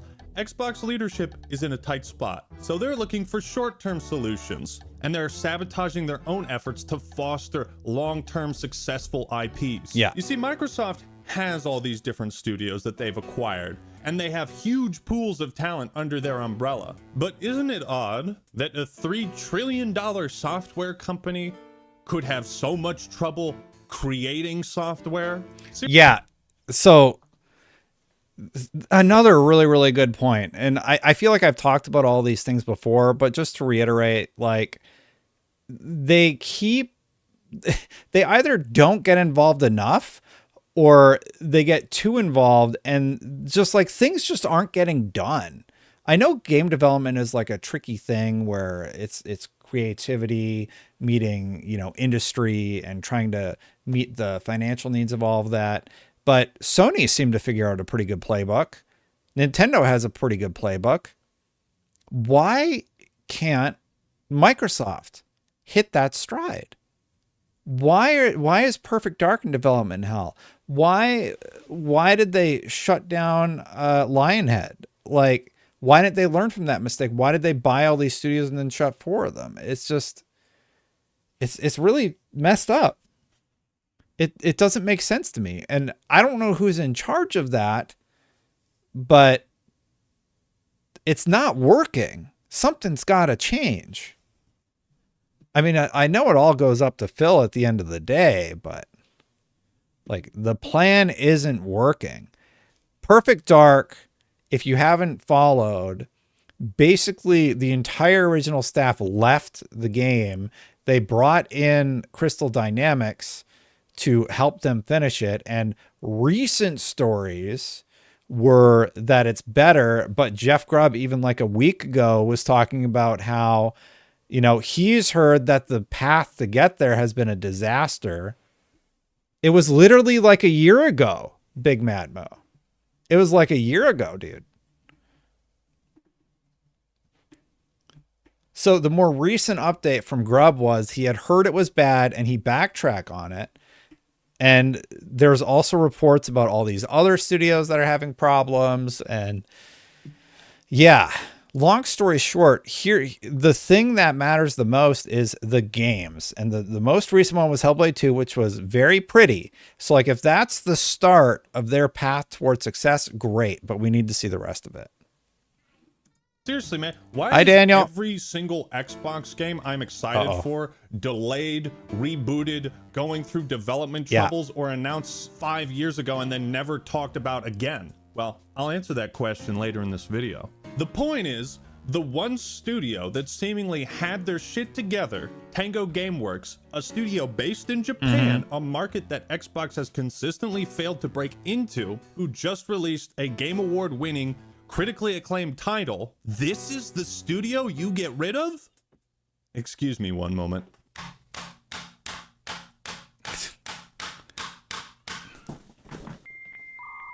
Nope, That's like it Still would have doesn't hurt. make sense. I didn't kill enough brain cells. Congratulations, sir!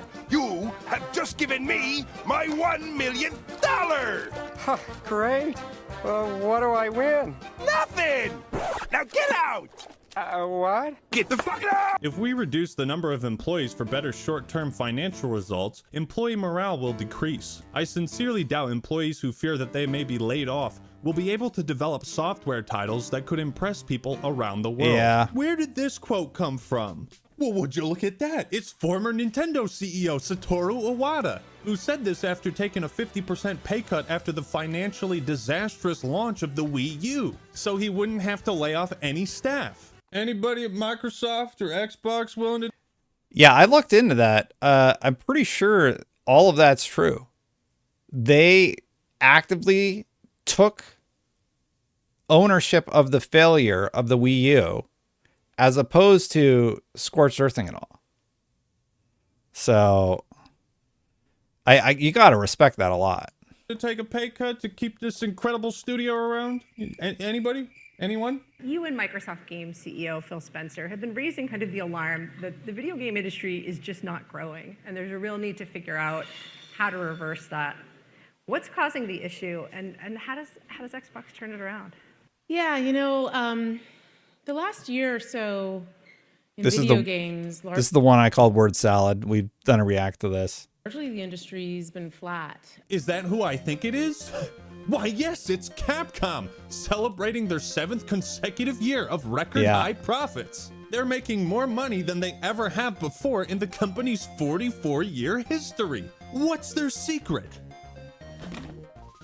Video game sales? It's impossible! What's this? Salary increases for all employees? No! Yeah. Surely Capcom has to be like a $4 trillion company to afford such extravagant treatment for their employees and staff, right? Oh God, oh no, oh holy shit, oh this. This is what you don't get, Xbox and Microsoft. Yeah, and that's the end of the story. How awesome would it be if this video was Xbox instead of Capcom? What if Xbox like had the cadence that Capcom had, and they just said, okay, look, like we're not going to get too crazy. We know people want remakes of RE2, 3, 4. We're going to do that. We're going to bring back Dragon's Dogma 2, and we're going to make sure it's a banger. Like, that's what Capcom did. What if Microsoft had the equivalent of that? Okay, people have been begging for Gears of War. We're going to bring that back. We're going to get Perfect Dark together and finally get it out the door. The problem is when Xbox does it, it hasn't resulted in successes. It's resulted in good, I would say, in some cases, or studio closures. So Capcom's over here. They've figured out the secret sauce. Sony's sort of figured it out. Nintendo's figured it out. And Microsoft, you are now on, you had the Xbox, you had the Xbox 360, the Xbox One, and now you're on your 4th console, right? I know Capcom was around in the NES days, but it does feel like, it just doesn't feel like Microsoft is getting there. And I want Microsoft to be there. And I think everybody does. So, yeah. The words in these 2 articles. This is also why you haven't and why you will probably never break into the Japanese market. Make good product, sell product, make money back, pay employees. Employees who make good product are happy and keep working on next product. Slow down there, Actman. It's a little too complicated, okay? Well, hey, actually, just going back on that for 1 second, Sony just closed London. So PlayStation doesn't have it like perfectly figured out. Like PlayStation's also having sweeping layoffs. Somebody said Nintendo had layoffs. I think they reduced their reliance on freelancers, but I didn't hear anything about layoffs at Nintendo. Correct me if I'm wrong. But yeah, Sony and PlayStation have definitely had issues for the last year that I don't want to just like brush off. They also closed like a world-renowned studio, and not that long ago, they closed their studio in Tokyo. So I think it is important to be critical of them both, but I would say at least in terms of cadence of quality releases, I think PlayStation has that aspect figured out a little bit better than Microsoft does. I think it's more about a multifaceted issue. Reining in costs, because we know Last of Us Part 2 cost $200 million, right? Costs are just, there's no way to reduce costs besides firing people, right? It just doesn't make any sense. Something's out of whack with how games are being made. I don't know what it is, but I don't have all the answers here or anything like that, but it's just nuts. Like Nintendo's releasing old 720p games. Nobody seems to care because gameplay is king. And I just feel like everybody forgot that for too long. So anyway. Okay. Microsoft, being as big as they are, probably thinks they can toss out whoever they want and throw a bunch of money at a replacement, and that solves the issue. I just don't think we're all interchangeable. I think things change when you change the people. That's why my motto is always be nice to the goose, is because I think the goose that lays the golden egg, it's not the egg that you need to care about, it's the goose, and the goose is the team. We're seriously talking about mistakes. Yeah, and just to go back to one of the stories I covered off on today's show, that's why I thought the Valve being purchased by Microsoft story was so ridiculous. Valve is the goose and they lay their own golden eggs. So they're just picking up these $1 billion golden eggs. And then Microsoft's like, hey, we'll give you a basket of golden eggs if you sell that goose to us. And Gabe's going to be like, no. It's a weak analogy, but I think you get what I'm trying to say, right? Like we own the goose is our buddy. He's us. Why would I sell the goose? Well, I got 17 goose eggs over here. Yeah, but like it probably came from this guy. You probably got him. Like we're good. Anyway. Mistakes that continue to be made since 2007. Microsoft is notorious for killing every golden goose they get their hands on. Phil Spencer praised Hi-Fi Rush and said that players could expect to see more AAA titles from Japan. What is going on, Phil? What is happening to us? What's happening to you? This is the first of many problems with the Tango shutdown. Microsoft is once again closing the doors on the Japanese market. Now, only Japanese developers who want to commit seppuku are likely to work with them. This is all besides the point that Tango Gameworks was extremely talented. They were founded by Shinji Mikami, for Leon Kennedy's sake. Yeah. The genius behind Resident Evil 4. What did he... Yeah, and the crazy thing is, like, right after the purchase, he bounced. He like left very shortly after, which was surprising to say the least. And there were rumors that he took like the whole team. That's not accurate. That's been refuted many times. So if you've heard that, that's not correct. What do you have to say about Tango's shutdown? Sad. Here's the thing. Not every studio is capable of tackling different genres to the same level of success. A lot of them get stuck doing the same thing. So when a studio like Tango is able to swap from horror to action rhythm beat 'em up, and it turns out amazing, you've got some serious talent and creativity over there. You should nurture this golden goose, and you strangled it again. But let's hear Microsoft's side of the story, because there has to be a good explanation for this, right? So Matt Booty is the head of Xbox Game. Yeah, another problem. There is no good explanation for why they did this. There's just not. It makes no sense. There's no world where you can explain to me why Tango not having a pitch that takes a year is a good enough reason to close them.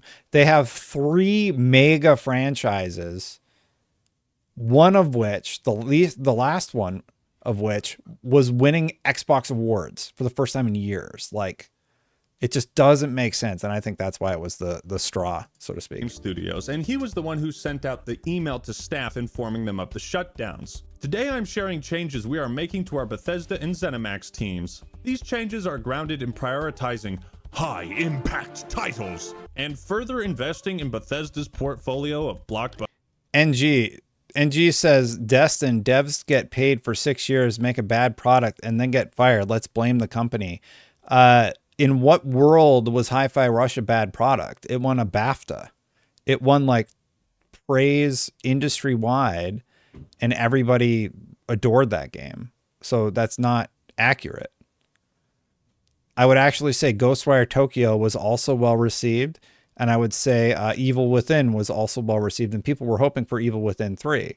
So Yeah. If this was, hey, we closed the studio that made Redfall, but we're still keeping the other studios that are making it, like, I do think that would have been more understandable.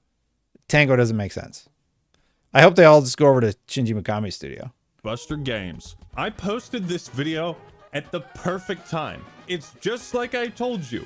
They're going bigger games, bigger budgets, doubling down on established IPs, no new creative ideas. Absolutely, to stick with what's safe. We're gonna make fewer. No, I don't mean now. They should announce Evil Within 3. I don't know if they ever will at this point. I'm just saying, if they would have kept Tango could have worked on an Evil Within 3 or something, which is what Phil said he hoped they worked on.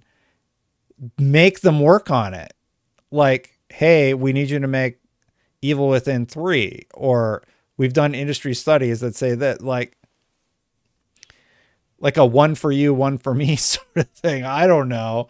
But like just saying, oh, I sure hope they make Evil Within 3. Oh, they didn't. Well, that sucks. Time to close your studio. Like, it doesn't make sense is all I'm trying to say. Games with longer development times. Yes! Yes!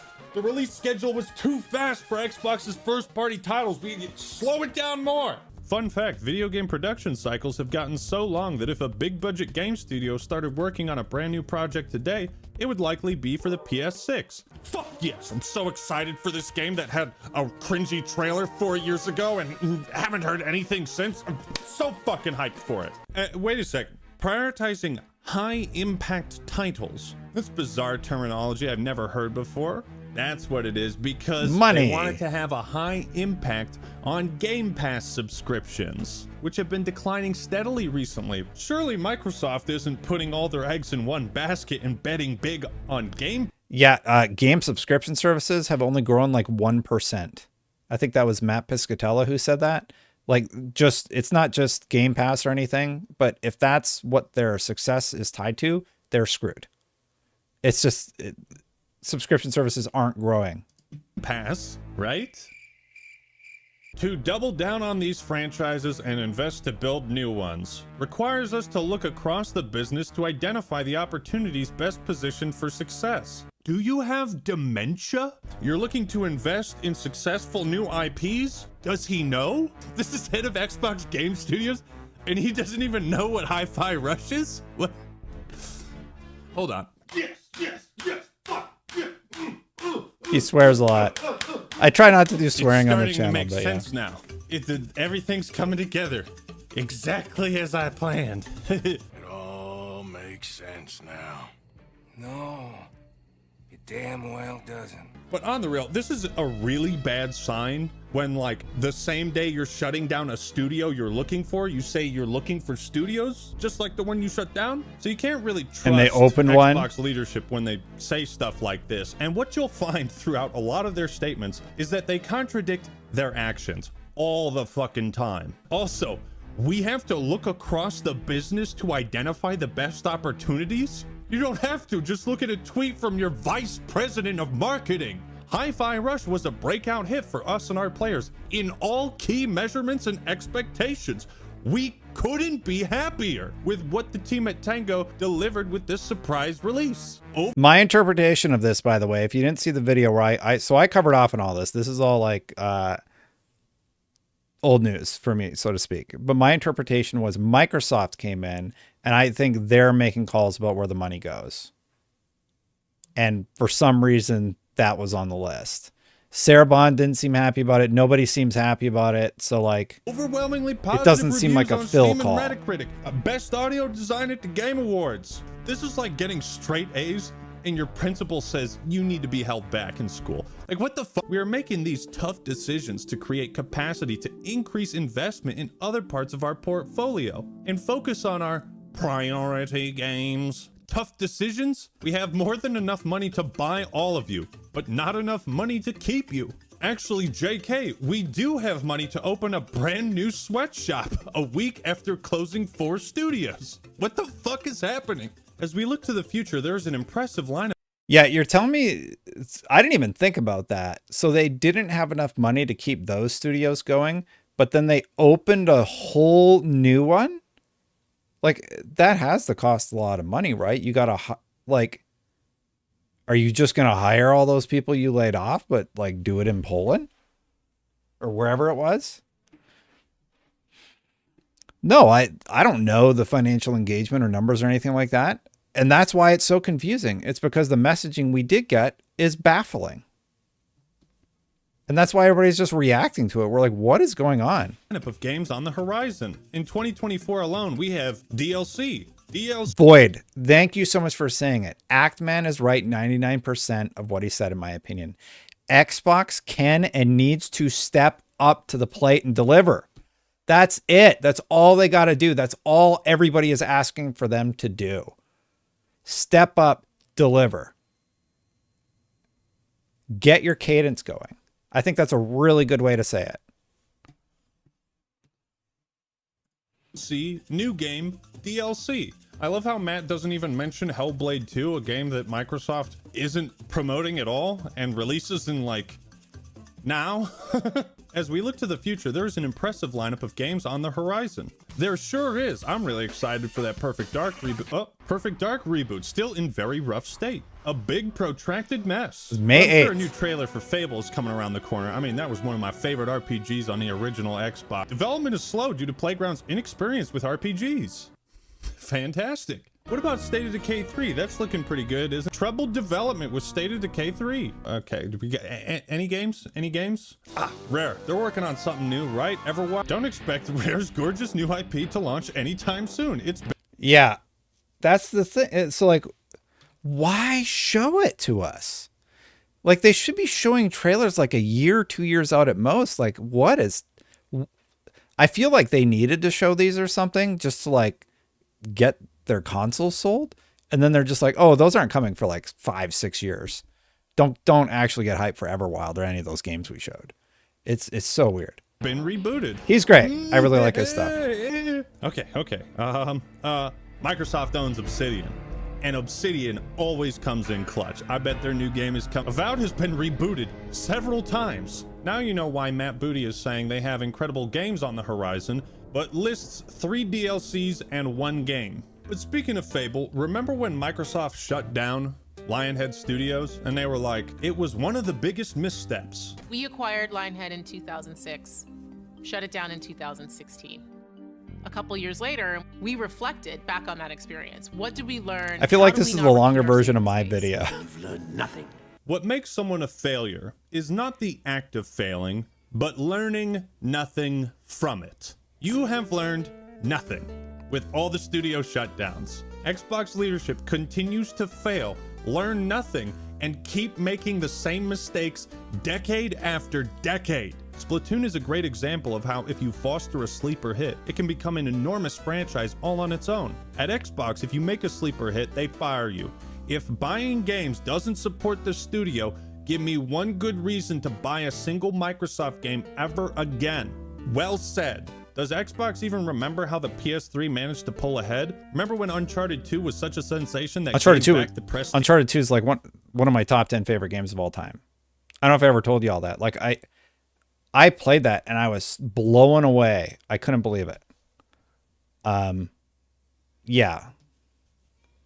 Sony needed to make their console a necessity. I might have to go early. I can hear the kids going Naughty crazy. Dog was allowed to make a sequel that was a bigger hit. It's funny you say that because the real reason Tango was shut down is because they were pitching a sequel and wanted to hire more staff. What you say? Oh yeah, okay.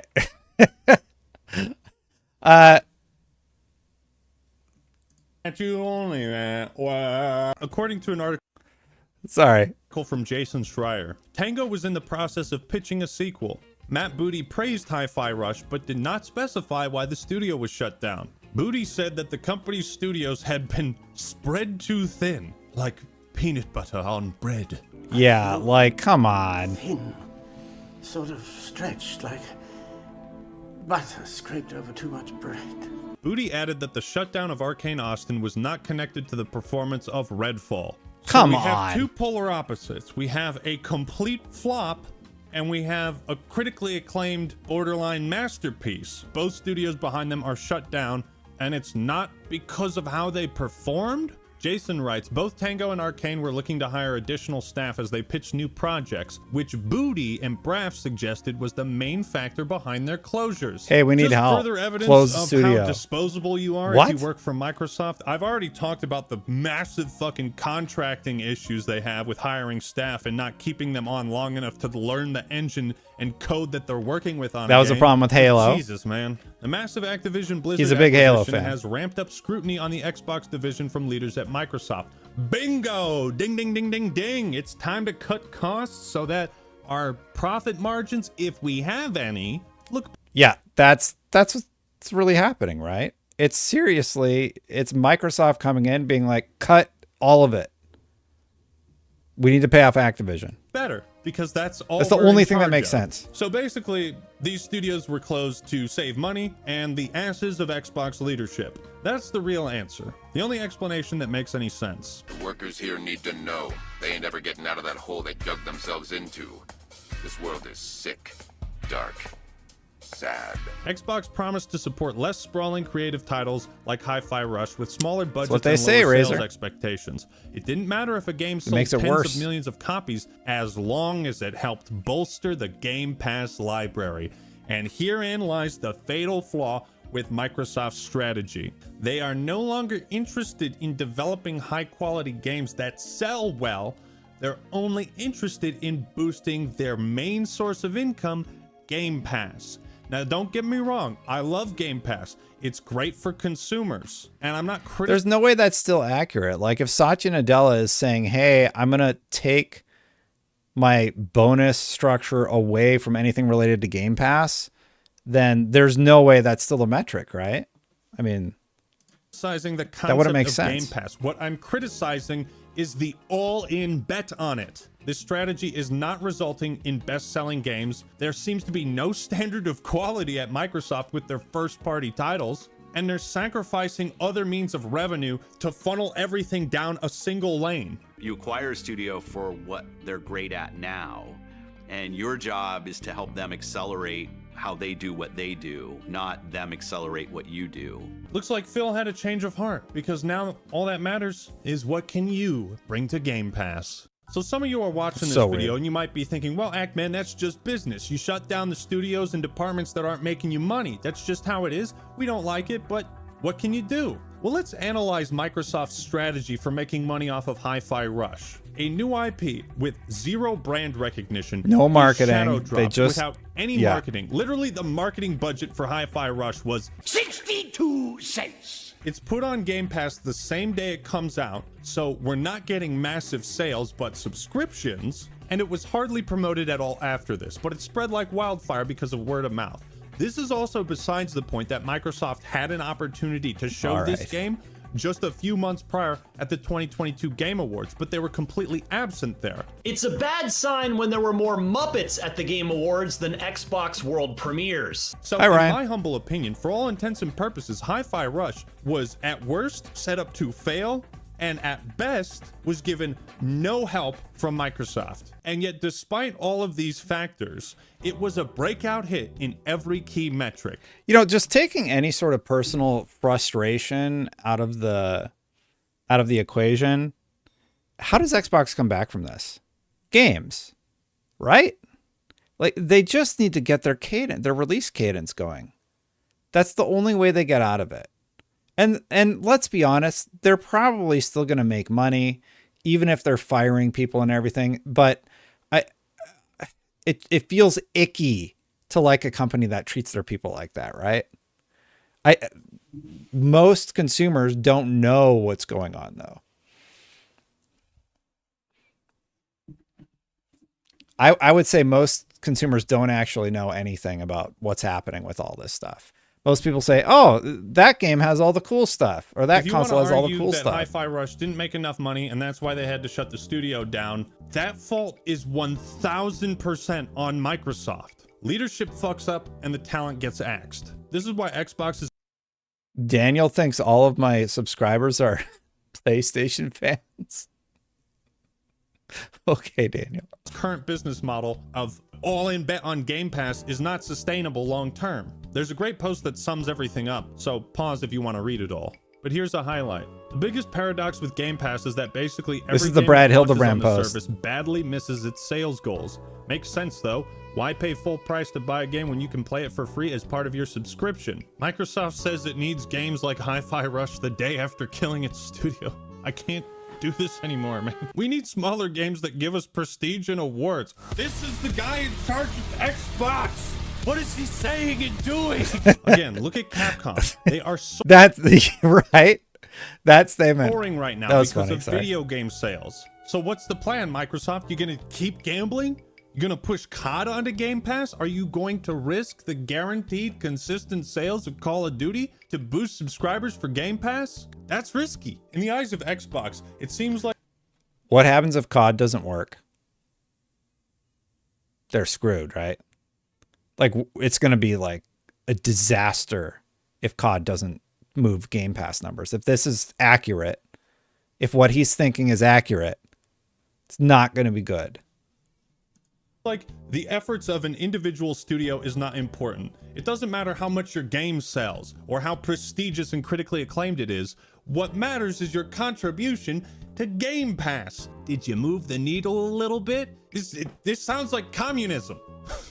Not enough? No, these awards aren't enough. Where's the award for most Game Pass subscriptions driven? So again, by focusing so much on Game Pass and accessibility, Microsoft is putting their games on Steam. Game Pass applies to PC as well. They're launching their exclusive titles also on PlayStation and other consoles, so there's no real exclusives for Xbox anymore. Everything is multi-platform now, so there's no particular reason to buy a Series X, which is driving down sales of the console, so it's not looking good. I feel like now is a good time to dismantle the bullshit marketing for the Series X being the world's most powerful console, because almost no game think COD will is work that, boy? capable of taking advantage We'll of see. its specs. Hey Phil, how come Starfield only runs at 30 frames? Starfield running at 30 FPS on Series X was a creative choice. Trust not limited by our commitment now it to runs the at Series 60. S at all. There hasn't been a killer app for the Series X, and if there has, you can play it somewhere else. See, Microsoft's biggest advantage back in the day was that they knew software really well. So with I the think it'll original work. I'm Xbox, just saying, all what they if had it to do was doesn't? Make a console that worked with the software they had. This made it much easier to develop games on the Xbox. At that time, Japanese game consoles had very proprietary chipsets, and they just didn't work very well for Western developers. What the DirectX group was proposing, cares about there's a better exclusives? way to do this. We're going to use I mean- PC architecture that you're familiar with, which is just going to work out of the gate. What you sign into an Xbox ecosystem, regardless of where you do it, because of an exclusive. So they could spend more time crafting and building. Oh, you mean console? Okay, I get it. They had an incredibly developer-friendly story. You already know how to write these games. If you've written them for PC, you can write them for console as well. This is no longer the case with the Series X. Really? Like I said, all these fucking games are delayed, rebooted, or whatever. Arguably, what was Microsoft's biggest technical advantage in breaking into the console market is now killing them. Because Microsoft requires feature parity between the Series X and Series S. Yeah, Tell I me do how this think is the that's a world's mistake. Most powerful console when every game has to be designed for hardware that's weaker. Remember when Baldur's Gate 3 came out and there was some confusion about why it wasn't on Xbox? That's because split-screen co-op didn't work on Series S. I'm getting deja vu here, huh? Because of this careless oversight and estimating Baldur's Gate 3 to be worth like $5 million, Microsoft missed out on the first 4 months of sales for the 2023 Game of the Year. What are we doing? What are we doing? They only made an exception This 3 is the weeks Actman. after launch because they saw the game explode and thought, uh-oh, we fucked up again. Again, what's the point of owning the world's most powerful console if every game has to be reduced in size, scale, scope, fidelity, technically, everything to run? Yeah, the problem with the Series X and S is like it hasn't panned out. The bet hasn't panned out the way that they'd hoped. They just don't have the content library.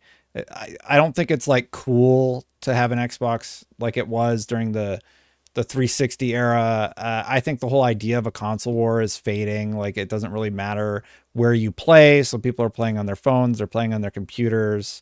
I think that's even eating into PlayStation and such. not Nintendo, obviously. But yeah, like the bet there, it just didn't work out the way that they hoped. So I think that's what's going on with the console side anyway.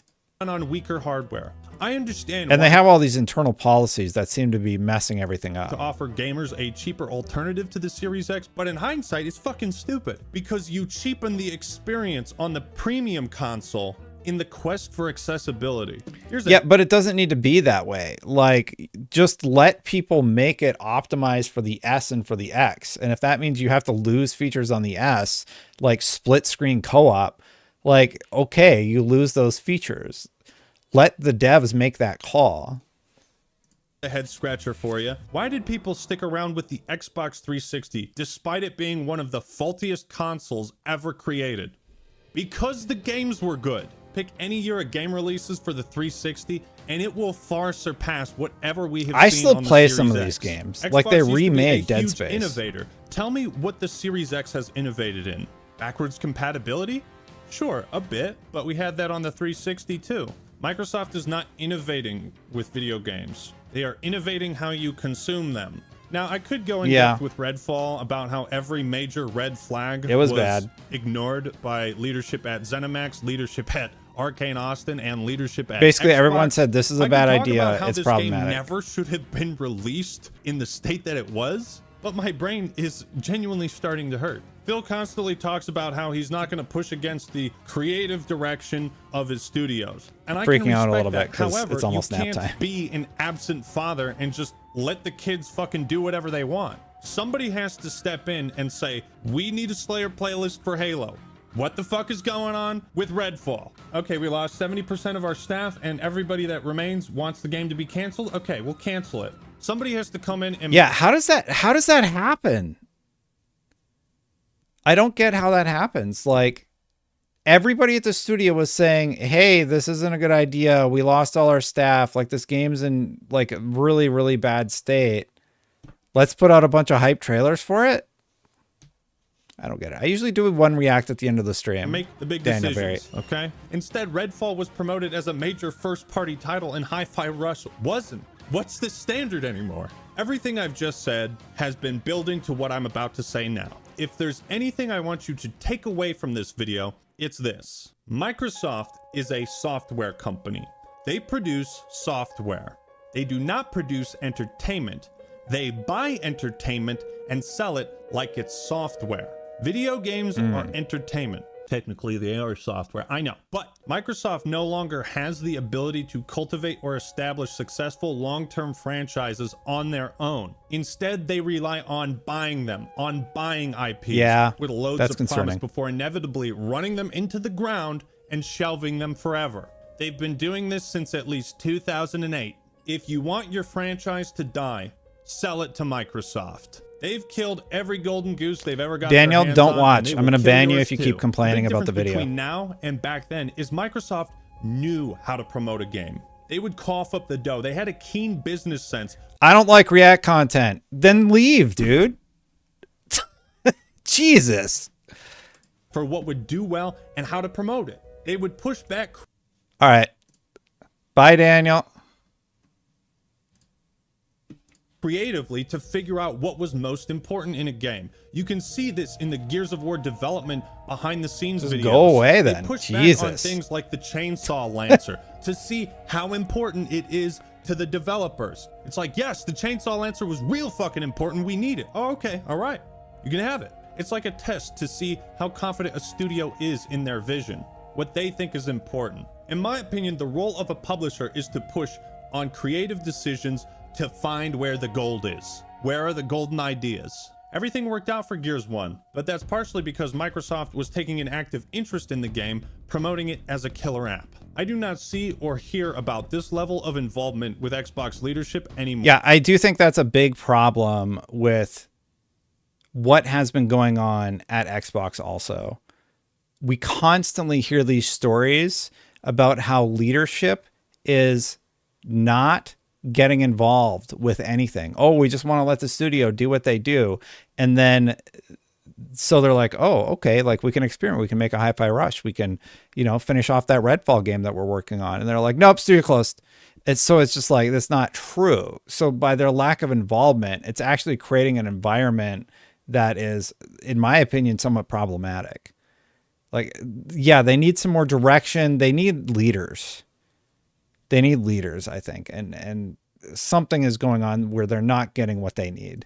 More. Not interference, not involvement, absence. So in conclusion, these studio shutdowns isolated aren't a big deal. It's when you look at the bigger picture that you understand how bad things are right now for Xbox. And I still love Xbox, but I've been wanting it to get back on track for over a decade. Yeah. You say you hate disappointing Xbox fans, well, you disappointed me, Phil.